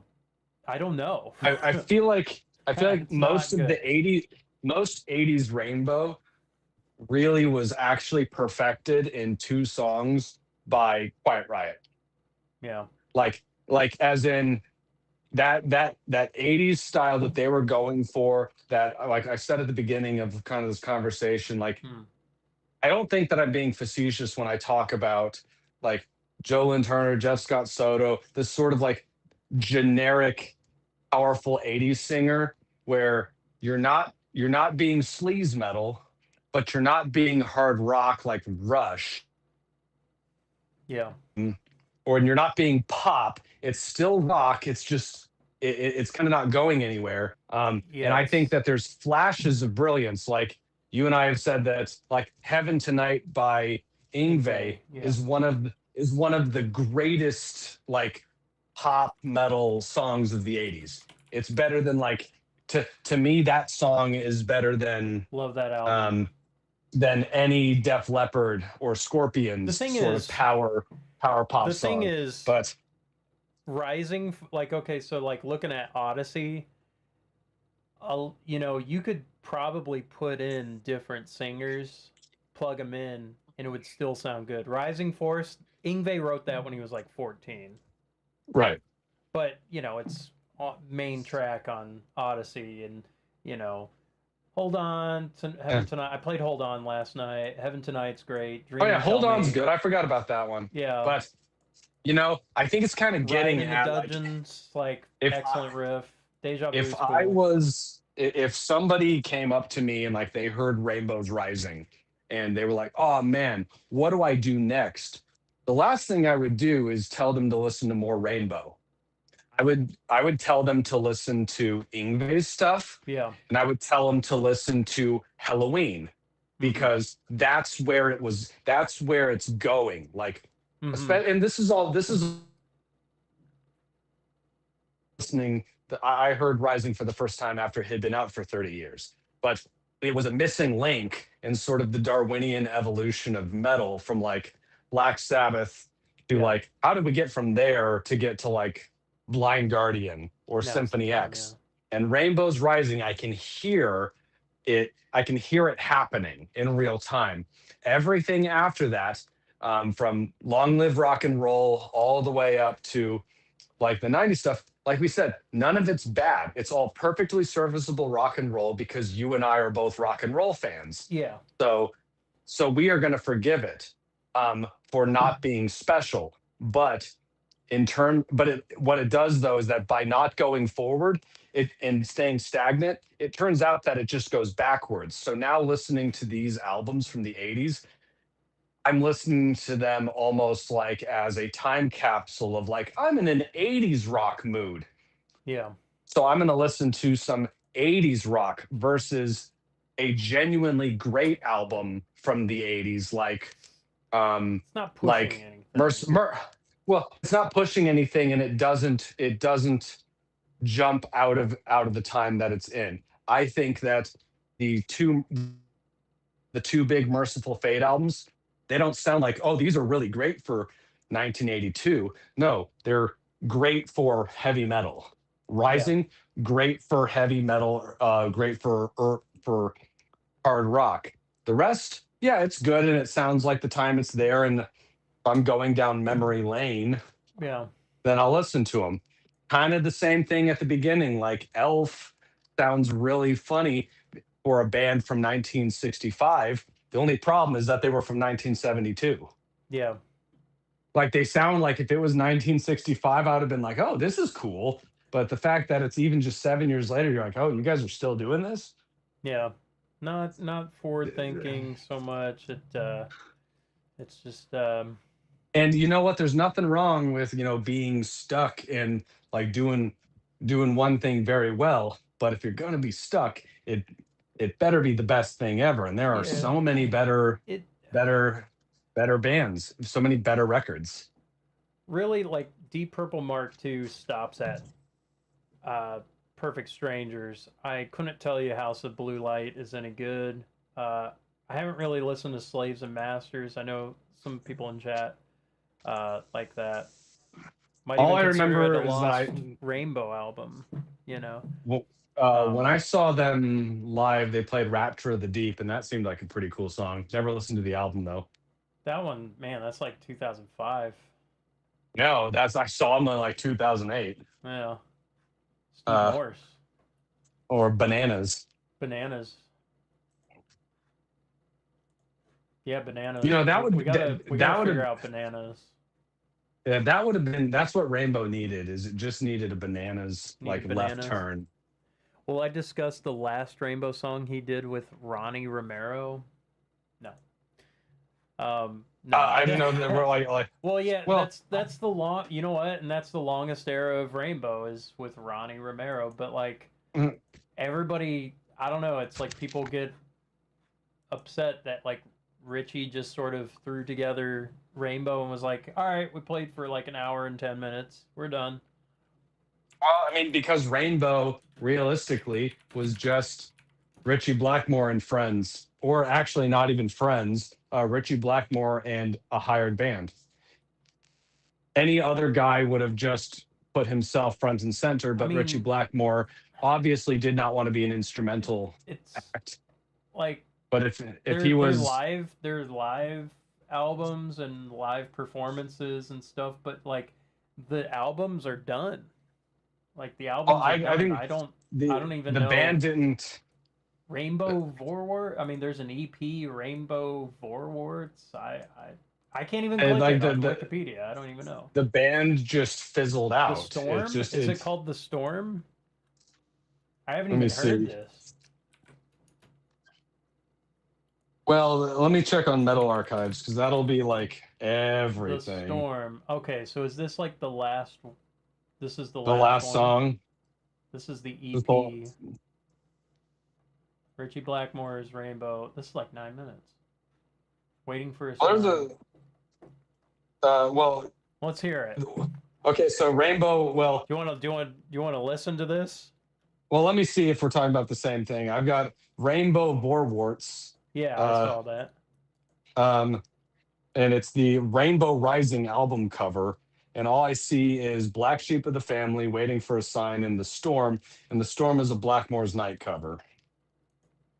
Okay, so it's not even. I mean, I don't let me see. What's the last song of Rainbow? These are so bad that's- digital album covers. Yeah, this is like 2019, but it looks like it's like a PS1 or like not even PS1, it's a Windows 95 game cover. The Chapel. Yeah, the Chapel. I'm You not- ready to play the Doom clone, the Chapel? You ready to play Myst? You I wanna don't know if play I can Riven? hear it. I don't know if I can hear it when you play it, but you can try. I guess you could. Like who's on this? I mean, yeah, Ronnie Romero. Let's see, what else has Ronnie Romero done? Okay, let me see. All right, from Chile. There's where a lot of throwing on the thing. power metal vocals are from. Let's see, past bands.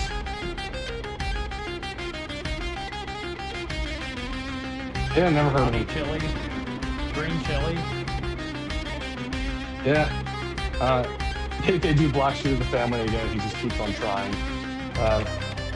No, I think at this point it's whatever Richie Blackmore wants to Blackmore's do, he night. can do. But it's just he doesn't have to do anything. So this is from like the third or fourth. It's from like the third or fourth Blackmore's Night, The Storm. Which I'll definitely It's give not- the, like, I mean, the Blackmore's it Night just- stuff a listen at some point. Yeah, I fell asleep to the first album. Like it. Isn't that kind doesn't- of what it's for? I think it's for that. Like it kind of reminds me. You ever played Near Automata? It kind of reminds me of like the town themes, where it's just kind of like pleasant. pleasant. It's just Dungeons and Dragons background music. Yeah, but like nothing hard or anything. It's just kind of pleasant. You know, Candace Night sounds fine. Um, Is it just the Baldur's Gate soundtrack?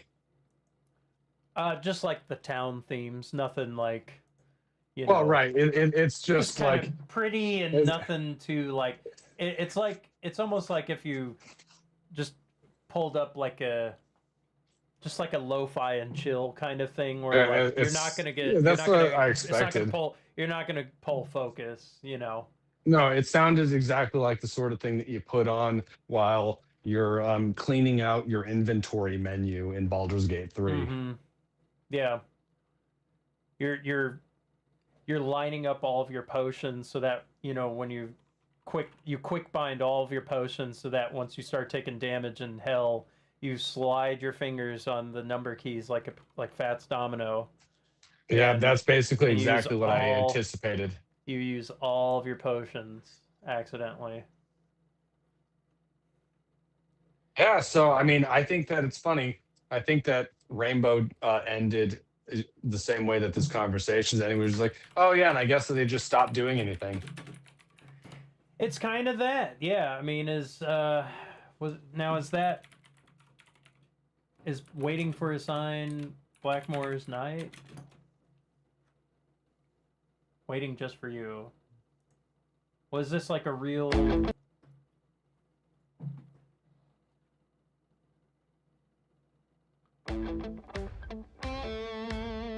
I'm sure the fans were just clamoring for new material.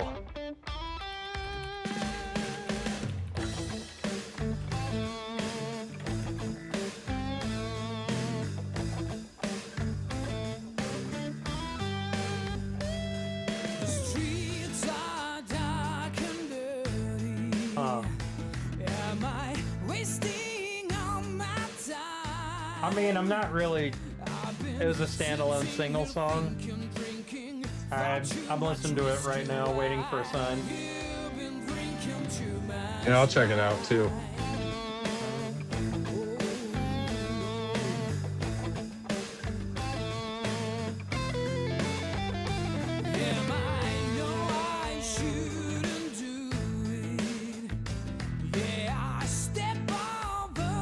Little Hog Swaggling.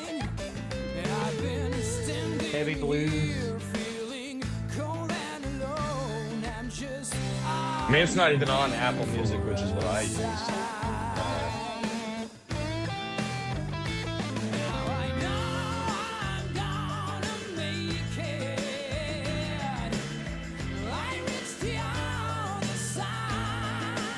Ronnie was in Sunstorm. He replaced Joe Lynn Turner.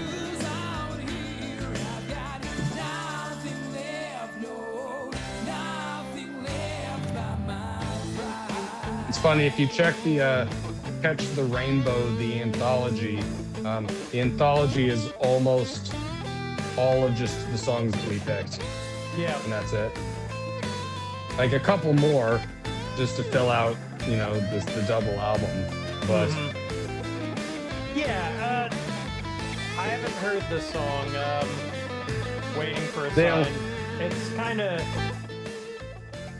the very best of Rainbow only has one song from Rising on it. Really? It doesn't even have Long Live Rock and Roll on it. I'm just looking at all the very best that are on. Well, Catch the Rainbow, Starstruck, Well, Stargazer.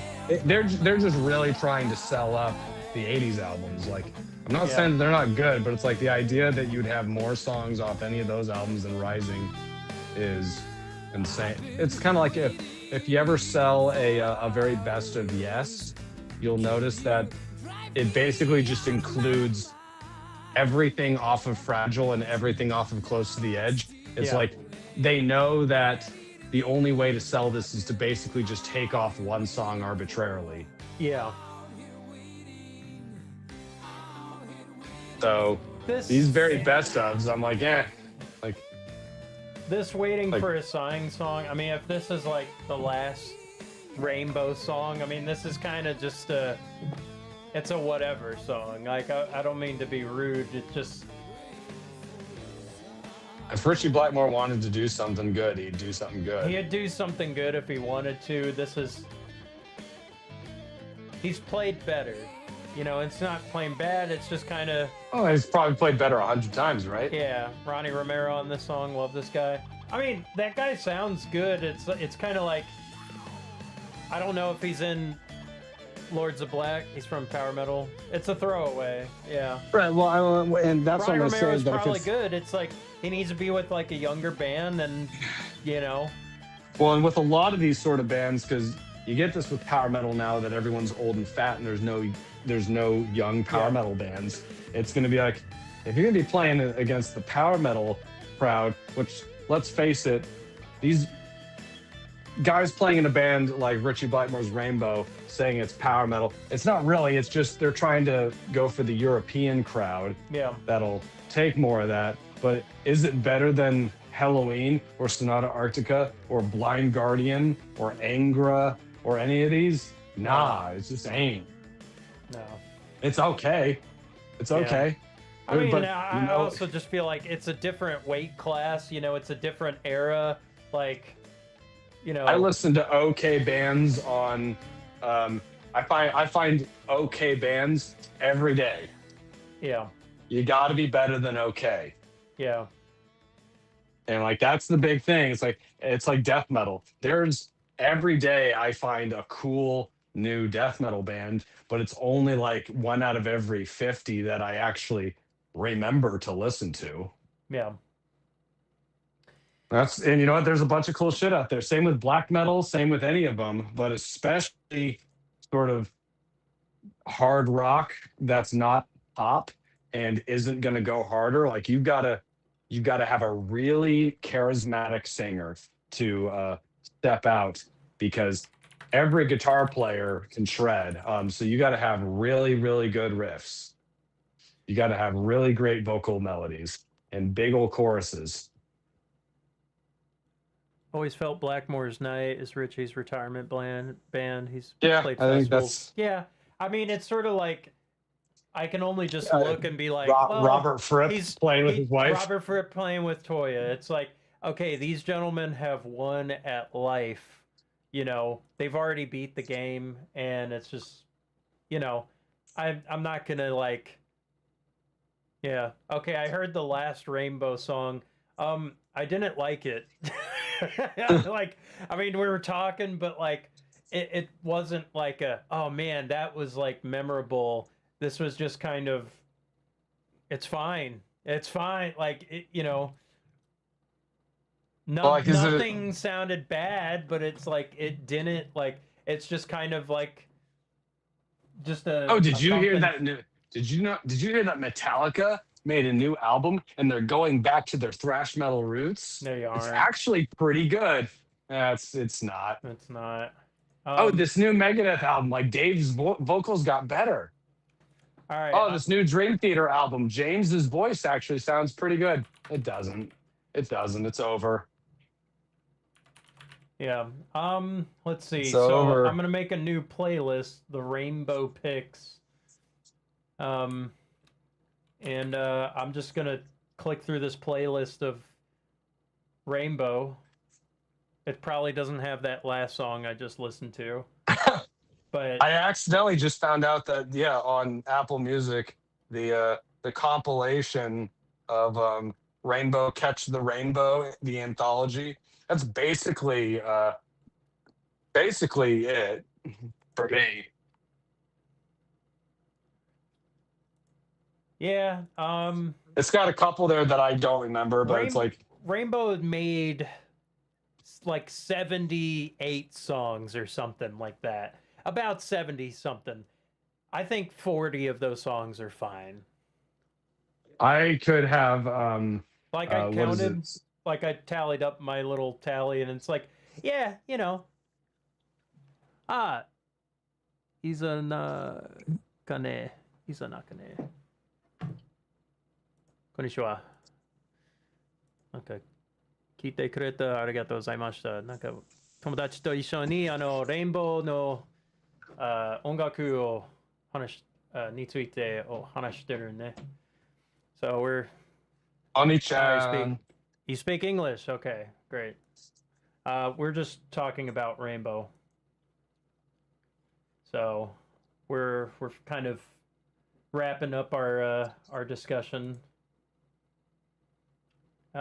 Rainbow's Rising is one of the greatest albums of all time, and all the other albums are some of the albums of all time.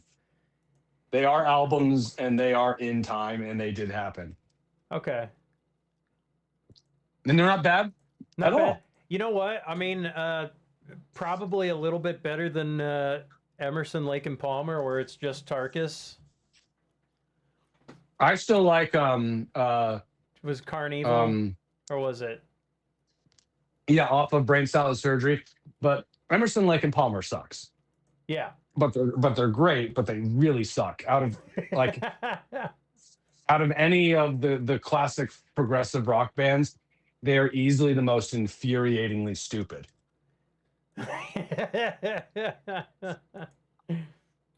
But I cannot deny that, Man, like, what a wild group. but I cannot deny that when they lock in, I go, oh darn, I can't stop listening to this. Yeah. Like, that's the thing. I don't want it to be good because it's not. That way, when they do something good and I go, well, that's one of the best things I ever heard. I guess I better listen to the rest of it. And then it sucks. Yeah. But so Emerson, Lake and Palmer, it's not Emerson, Lake and Palmer. It's not really like a guilty pleasure. It's more of like two sides. Actually, they're a great band to counter against Rainbow because Emerson, Lake and Palmer only does extremes. It's either very good or it's the stupidest thing I've ever heard. Yes. And I'm torn. I'm Jimmy the continually Preacher? torn. What was it called? I don't remember. No, Benny the Bouncer. Benny the Bouncer. Yeah. Like terrible. they're trying to do like this little vaudeville like shtick, and you're like, this is so lame. This sucks. Yeah. But Tarkus is so great. Or Toccata is like so great. Carnival Part 2, like the piano break, is so great. And then it's lame. Rainbow, however, Past Rising, they don't have any really bad extremes, but they don't have a lot of great extremes. They have some solid material, and I think that every single thing that they did Past Rising was done better than other bands, done better by other bands. Yeah, I mean, it's kind of like I'm a Judas Priest fan, so like you're not gonna get much evolution from Richie Blackmore, you know, like he wasn't gonna get like suddenly like insane chops, but like he just kind of phoned in here and there, and he had some flashes of brilliance, but he just kind of stopped in the early mid 80s and was, I mean, he had one last good album with Deep Purple, and then just was like, I'm done. But it also sounded like an accident. He phoned it in for 10 years and was like, okay, Candace Knight, let's make sleepy music. Yeah, and you know what? That's fine. And like Deep Purple in Japan, one of my absolute favorite live albums ever. And Fireball is one of my favorite songs of all time.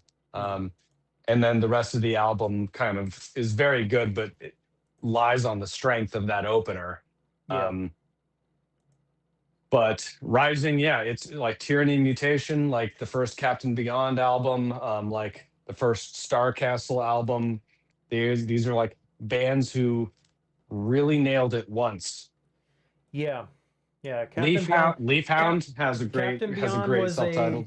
Captain Beyond was a lawsuit band. You know, they really only got that one, and it really inhibited them, and it just wasn't gonna get much more than that. Here's an interesting argument, because I know your answer, but I don't know what my answer is. Is the Captain Beyond album as good as or better than Rising?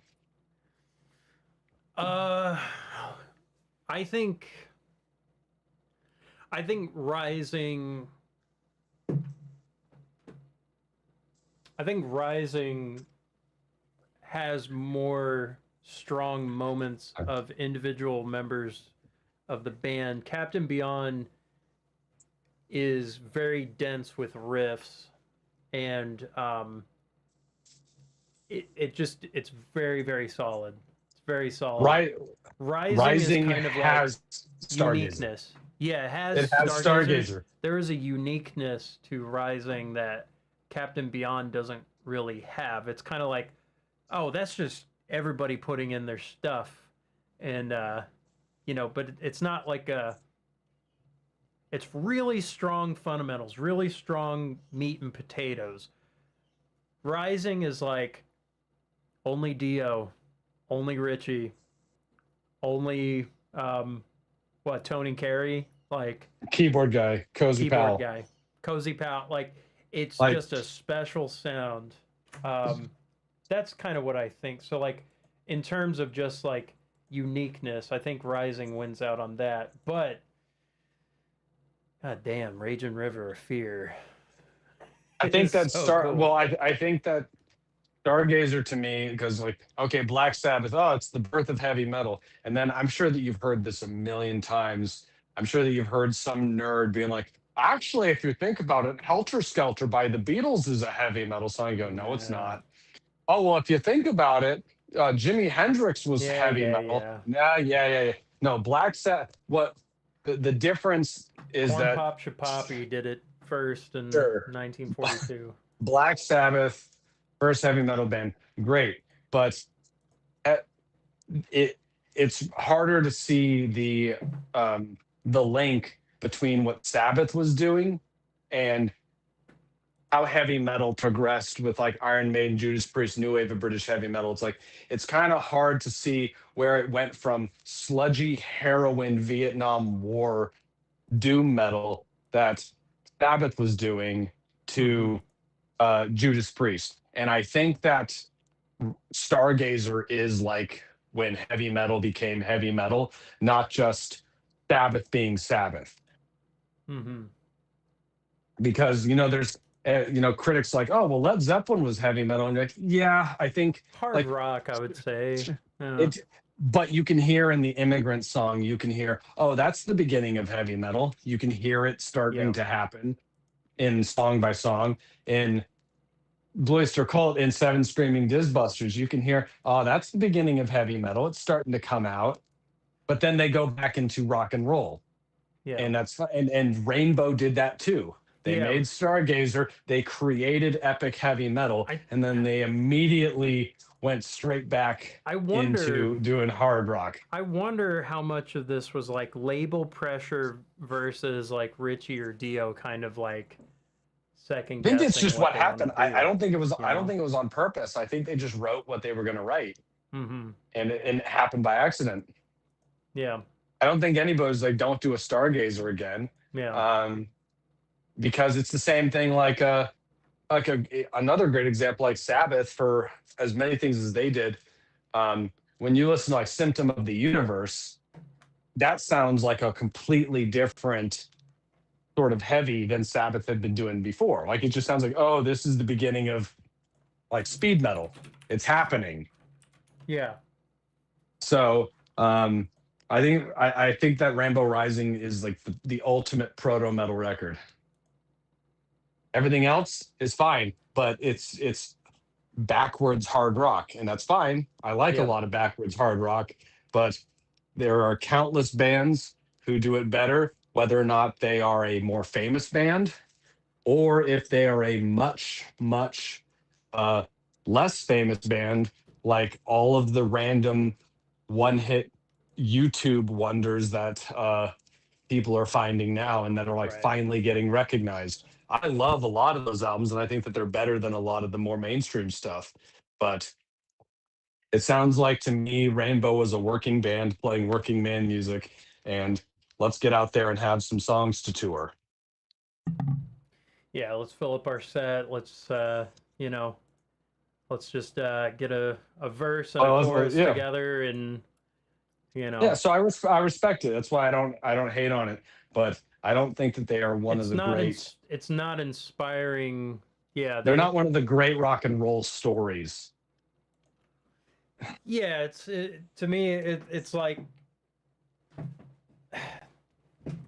they like rich like because I found Rainbow after studying a bit of Ingve and then going to like Deep Purple, and then it's like, well, okay, then there's this Richie Blackmore's Rainbow group, so I'm kind of following guitar players more than like singers, or like, oh, this band is like got me, and I'm like, Right. but Well, and and I kind of pick up, oh, here's the best songs. I mean, I guess a lot of people kind of find like their greatest hits thing first, and so it's like, oh, well, look at all these great hits, and that's, you know what, and that's kind of like a lot of what people can hope for is like, well, you got a bunch of greatest hits. well, and even then, if you go to like contemporary rock radio, I'll make a guess right now, and I'd say that probably for 90% of the world, "Man on the Silver Mountain" might as well be the only Rainbow song, as Pretty far as much. most people are concerned. Yeah, Um, and I even I'm leaning since you've too been far gone, back. or since I surrender, or since you've been gone, like you and I recognize those songs. Like, oh yeah, I've heard this before. But even the genre of like arena rock singles that those are in can't hold a candle to the best arena rock singles, Yeah. like the Quiet Riot's "Come On Feel the Noise," or Def Leppard's "Photograph," or any of that stuff. And I'm not even the biggest fan of that stuff, but Hmm. like at that point, I'd rather just listen to Journey. Like, um, "Separate Ways, Worlds Apart" is a cooler hard rock, almost heavy metal song than what Rainbow is doing. So Yeah. it's like, and I'm a big Would you fan. consider Neil Sean kind of more '80s guitar, even though they kind of were like what, late '70s? But he played in Santana, and then he Mm. got yeah, he played it with Santana near the end of the '70s, and they were kind of an earlier bluesy Yeah. rock kind of prog band, not really going anywhere. And um then they got Steve Perry. Oh, So actually that's a great example, is like so he's kind of been Jour- around. Yeah, for sure. well, and so Neil Sean really knew how to keep a band together. They were just looking for that one guy, and they were looking for the right kind of song. And like that's a great example. Like these Joe Lynn Turner, Graham Bond, all these perfectly good singers. But is it Steve Perry? No. Hmm. Steve Yeah. Perry is just a commanding presence who can go above Yeah. Neil Sean. And I don't think that any of these guys were able to quite overshadow Richie Blackmore, and that's what made Dio so great. And like I said, my introduction to Rainbow was very similar to you. Pre YouTube kind of era, I only ever heard of them in like Guitar Pro magazine or something, with Ingve maybe talking about it, getting into Deep Purple, finding out he has another band. It's called Rainbow. What 14-year-old Hmm. wants to listen to Rainbow? I'm not going to listen to that. And I hear it's got Dio, and I'm like, okay, but even Dio's like solo stuff, like "Rambo in the Dark" and "Holy Diver," perfectly good I songs. But wonder if like, there's other songs that like I don't know, like, because I would say, did you find any songs that kind of surprised you as far as like going through all these? Like, was there any like, I'll go back and listen to that.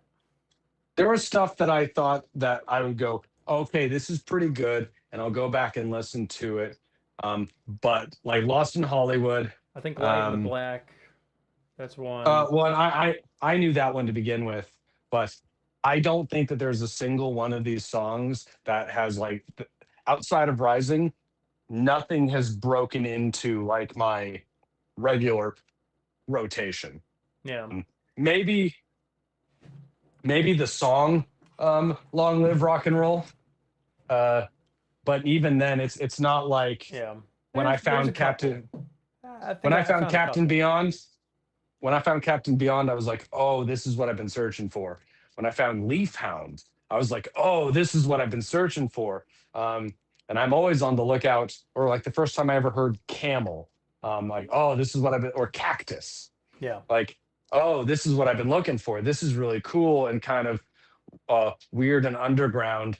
And Rainbow is just right in the middle. It's not underground, but it's also not quite mainstream enough. It's just like we've said probably 800 times by now. It's good. It's fine. And sometimes that can be worse than just being bad. Like Emerson, Yeah. Lake and Palmer is a way worse band. Catastrophic death. I mean, Yeah, yeah. I mean Emerson, the Lake and meme, Palmer is like the trope that I have my own tropes for when we do these, and like I say, there's sort of like the litmus test. Does this band survive 1978? And like what came out in 1978 is Van Halen 1. And if your prog band die, like a lot of prog bands die that year, they do something. It just seems so old fashioned or just ridiculous, where it's like, yeah, there's just nobody should be listening to this, or it's like who's really like, who's really going on about this. It's well, there's like a good example is like Rush has a lot of material that I don't like as much as the typical Rainbow song, but it's going up and down. It's got they're doing a lot of stuff, and I'm like, yeah, or ooh. I never am kind of in the middle. With Rainbow is the most middle hard rock band I've ever heard in my life. Yeah. And that's fine. I'm kind of happy to have found that. But what it really solidifies to me is that you can be a band that goes on for 40 years, and the only thing that matters is like 1 3-month period when you happen to accidentally write one of the best albums ever. They're and I would put Rainbow in that. They were like a 10-year, 8-year band. They. Well, I don't even think it was a band. I think it was Richie Blackmore wants to go and tour, and he doesn't just like it was called Richie Blackmore's Rainbow. It should have just been the entire time Richie Blackmore. Yeah. The only time it ever sounded like a band was when it was with Dio. Everything else just sounded like hired gun. Right, and like if everybody does that, like does Jeff Loomis's solo album sound like Nevermore, except for the part that makes Nevermore interesting? Like, does that make sense? It's not bad. Dio probably, of all the singers, I mean, he took the most issue with kind of how things were going, and I think he made the strongest statement. Graham, well, and he sounded like he was willing to argue. Yeah, like he was willing to argue. He was willing to like try to maintain what they were trying to do. Graham, there was like inactivity, and he's like, well, nothing is happening. I'm showing up to the studio, nobody's doing anything, so I'm gonna leave. And I forget Joe Lynn Turner. He's just in a band. He's in 8 bands in the 80s, and this is the current one. Yeah, and like probably. Well, I think he went into Yngwie, and then Richie Richie went to Deep Purple, and Yngwie had a car accident. Oh wait, that was a few years later, so it was kind of just, Rainbow was done. Like, if you're into Rising, you're better off listening to Styx than listening to 80s Rainbow. Yeah. Like you're gonna get more of what you probably came for by listening to Styx. There's some. I will say there are some, like, if you're getting into Yngwie playing, Rainbow is a good training wheels to like build up some of those chops, like Death Alley absolutely. Driver, Spotlight Kid, and there's some things like it is a good Man on the Silver Mountain. There are some good building blocks to that. And I would just say that do that after you've learned all of Rising, because it's better. Yeah. Just learn Rising. It's just like I hate to sound like a broken record, but Rising is that good, and everything else is that much not as good as Rising. It's fine. it's fine, but it's not as good. And So I and made a I'm playlist. I made the playlist. I just like went through the whole discography and I clicked some tunes that I felt were good and great. And I think we had pretty much similar thoughts on like what yeah, honestly, you I think know. 90% of the songs we picked were the same. You're more forgiving than I am.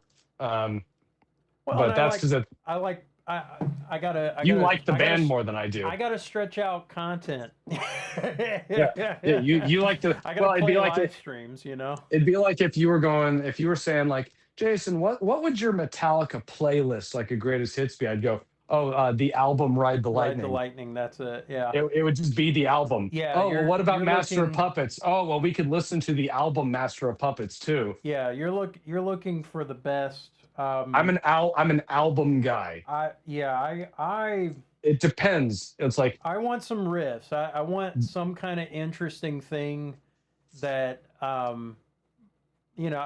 if it's like a somewhat interesting riff, I like learning that. I like playing that. yeah. Maybe if There it's are fun to sing. a few bands that I enjoy that can't nail the album and are more greatest hits. Journey is one of them. I don't like any of the Journey albums, but I love their greatest hits. Iron Maiden, not a fan of really any of their albums, but I love their greatest hits. Um, Ozzy, like honestly, There's some good a songs. a a great the essential like the two disc greatest hits of Ozzy Osbourne has 90% of anything that you'll ever need. It might be missing one or two songs, but Yeah. like if you and I were to talk about our favorite Ozzy songs, I guarantee you we'd be able to just guess what they are because it's got like I'm sure you like Shot in the Dark, right? Or like Bark at the Moon. I like Little Dolls. Little Dolls is all right, It's all right. but You know, or but our Suicide Solution. I don't know. It's like yeah, Suicide Solutions on there. But yeah. is it like but am I saying, yeah, but what about Mr. Tinker Train? It's like, yeah, it's Yeah. all right. Yeah. It's all right. Yeah. It's not no it's no more tears. Yeah, yeah. It's not digging in the balls. Um all right, I guess we've talked enough about Rainbow. Are we done with this band? We've exhausted the band. Well, What do we do next? I mean, this is on you because there's a million of these bands I could do. I've been trying to get you to listen to Genesis for years, and I still don't think you're going to do it. Um, Rush, I think that we can listen to if we wanted to not like Rush as much. Yeah. Because That's one because of those I bands where love it's like, hey, you want to play this Rush song? And I'm like, okay, I've never heard it. And like, I just pull up a chord chart and start playing along. And I'm like, oh, that was fun. Yeah. like Hey, Rush is either you just threw a 12-minute Rush song at me. Okay, all right, yeah, I guess I'll, yeah, play it. I'm not the biggest Rush fan. I love a lot of their material, but I don't care about a lot of their material. Yeah. Let's see. We were kind of doing Blue Oyster Cult. I got about 5 albums in. Yeah, there's good stuff, but at the 5 albums in, realistically, they become a greatest hits band. Yeah. Even I'd say after the third album, they are We a could. greatest hits band. I mean, Rainbow is more of a band that I had more of I guess a grasp on, I suppose. Maybe. Well, are you looking for Genesis. guitar stuff? Well, it doesn't have to just be guitar stuff. I like that we were doing like this kind of early prog stuff. Like, was kind of interesting. We could do I Genesis. find Genesis to me is one of my absolute favorite bands of all time, and it's hysterical because just like everybody else who grew up with South Park, I just assumed it was shitty '80s Phil Collins. And then I got into Genesis because of Bran Daler, the drummer of Mastodon, because he was talking about how good of a drummer Phil Collins was, and I was like, really? Yeah. Phil Collins, like really? And then I found out that no, actually, they're the most respected prog band. They were the most respected prog band of all time, and they just kind of got erased from public consciousness because of the 80s. Yeah. And I found that very interesting. And then going back, finding out that I think that they're a brilliant band. Their first album sucks. First album, and the first album is a what if bunch we of go? Because like, I want to do Genesis. Styx also seems interesting. well, Styx has always to me been the greatest hits band. I would say, and this is what I was actually thinking the other day, is the last couple bands we did is we're starting at the beginning and we're getting petered out. So what I would recommend is like rather than listening to a band from the beginning and waiting for it to warm up, and then by that time you're like 5 or 6 albums in, you're like, all right, is this I want over? the I would say, stories, man. Like I want I want to see but it. You know. I think that if we're gonna do some of these, we need to, especially if it's a recommendation for like me, is like start off with something awesome because it like start off with like a great album and then work your way back to like the first one and you go, oh, that one kind of sucks. Yeah. So it's like I even had the idea that if we were gonna do Judas Priest, you start with Painkiller and you work your way Okay. backwards. I've heard Painkiller. It's great. It's great. Yeah, Or you know it's what? the Let's do Judas Priest. Let's just start with let's not mess Painkiller, around. work your way backwards, and then like all the way to the first album, and Okay. then after that you can come back and do like the reunion albums if you're interested. Yeah. Okay. But like because the prime real estate of Judas Priest is from, in my opinion, their third album, Sin After Sin, all the way through to 91, which is Okay. Painkiller. Some people will disagree and say, no, the second album's really good. And some people will go, oh, the 90s stuff with Ripper Owens is really good. I'm like, sure. But let's just get that nugget out of the way. Yeah. So start with Painkiller and work your way backwards and Okay. see them get less heavy. Okay. I think we're gonna do Judas Priest. I think Yeah, enough we'll do messing Genesis around. after that, but we enough need messing metal. around. We need metal. I think this is this is the core. This is some core curriculum metal. Oh, well, because you're gonna find just how good they just keep on being, and I think that going backwards will get your interest quicker because the late I've- '70s metal albums are really good. I've but heard Painkiller, and they're- it's excellent. right. You know, so And I it'll already be- know this. Like Stained Class is one of my favorite albums that they do, but they didn't. The production isn't quite there. It kind of feels weak. So it's like going backwards, you'll kind of appreciate it more once you finally get to the earlier stuff.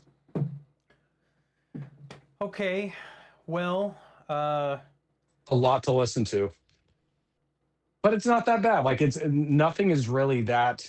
They don't have. Yeah. There's no concept albums and that stuff. It's just like mm, Painkiller, Ram It Down, Turbo, Defenders of the Faith, Screaming for Vengeance, Hellbent for Leather, mhm. British Steel, Stained Class, and I think Sin After Sin. I don't think I missed any, but like those are, to me, that's the main body of Judas Priest's catalog, and I love all of it. All right. Even the stuff that sucks. I guess we'll. I think that's it. I think that's Hell it yeah. for the. This was a run through. This is kind of just how we talk with each other about bands. And one day we'll go through we'll go through King Crimson again, just so everyone can hear us talk about Model Man. Oh yeah, we got to talk about that one. Yeah, I played it a we'll couple go through times, King but Crimson. Yeah, they don't realize how much we love King Crimson. I listened to Lark's Tongue and Aspic in the car the other day, and it keeps getting better as I get older. King Crimson it's like the S tier. It's like the triple S tier prog band. It's the trout flavored yogurt from Earthbound. It's All it's perfect. right, I'm gonna end the stream, but I'm gonna like come back Cool. and play some Night Rain. Do you have any last words? Do you have any like anything you want to plug? Anything on the horizon? I posted your link for your Bandcamp. I don't The know. only thing I would recommend is that if you like Rainbows Rising, uh, don't listen to Rainbow. Listen to Halloween instead. Like just go down the 80s power metal route. You'll Yeah, find what you're looking for. yeah. You're not going to find it in the Rainbow catalog. I think most people are kind of working backwards anyway from something they like now, and then they kind of go, well, what about this? And then Yeah, you know, I agree. I just don't think that it's very interesting that Rising sticks out so mhm, much, and what makes it good is not something that you can find in the careers of the like in the discographies of the people involved. You mhm. never find it again. That's the one. Rising is the album. That is the Rainbow album. That's the definitive end all be all, alpha and omega, and it. That's it. Yeah, That's that's it. it. Everything else, It's fine. it's fine. You might find some good stuff. I mean, yeah. All right. Um, I will be on later. Probably playing Night Rain with Justin and Judas Priest. Judas Priest is the Judas next band. So Judas Priest. let's all listen to Judas Priest together. Jason recommends Painkiller first, and then working Back backwards. and just go I backwards. I'm probably just gonna go straight forward All from the right. beginning. I don't know. Then you got to start with Rockarola, and Yeah. it's not great. Yeah, but I like when it gets better and better. I Okay. like. I don't know. Then I'll do something that that- with you. I'll start at the beginning. Yeah, yeah. Okay. Okay. So this is the band. This is the Jason band. Yeah. I think I Judas have this. Priest is. Yeah. Yeah, well, it had to be. It used to be Dream Theater, and then they just Dream Theater gonna Dream Theater. So All right. Judas Priest Well, is the band. We'll do Dream Theater one day. Yeah, I guess. Yeah. All right. Cool. That's it. I'll talk to you later. Peace. Peace.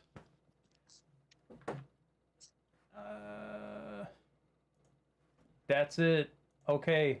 I will be on. I'm going to take a little break. I'm going to restart the stream in some time.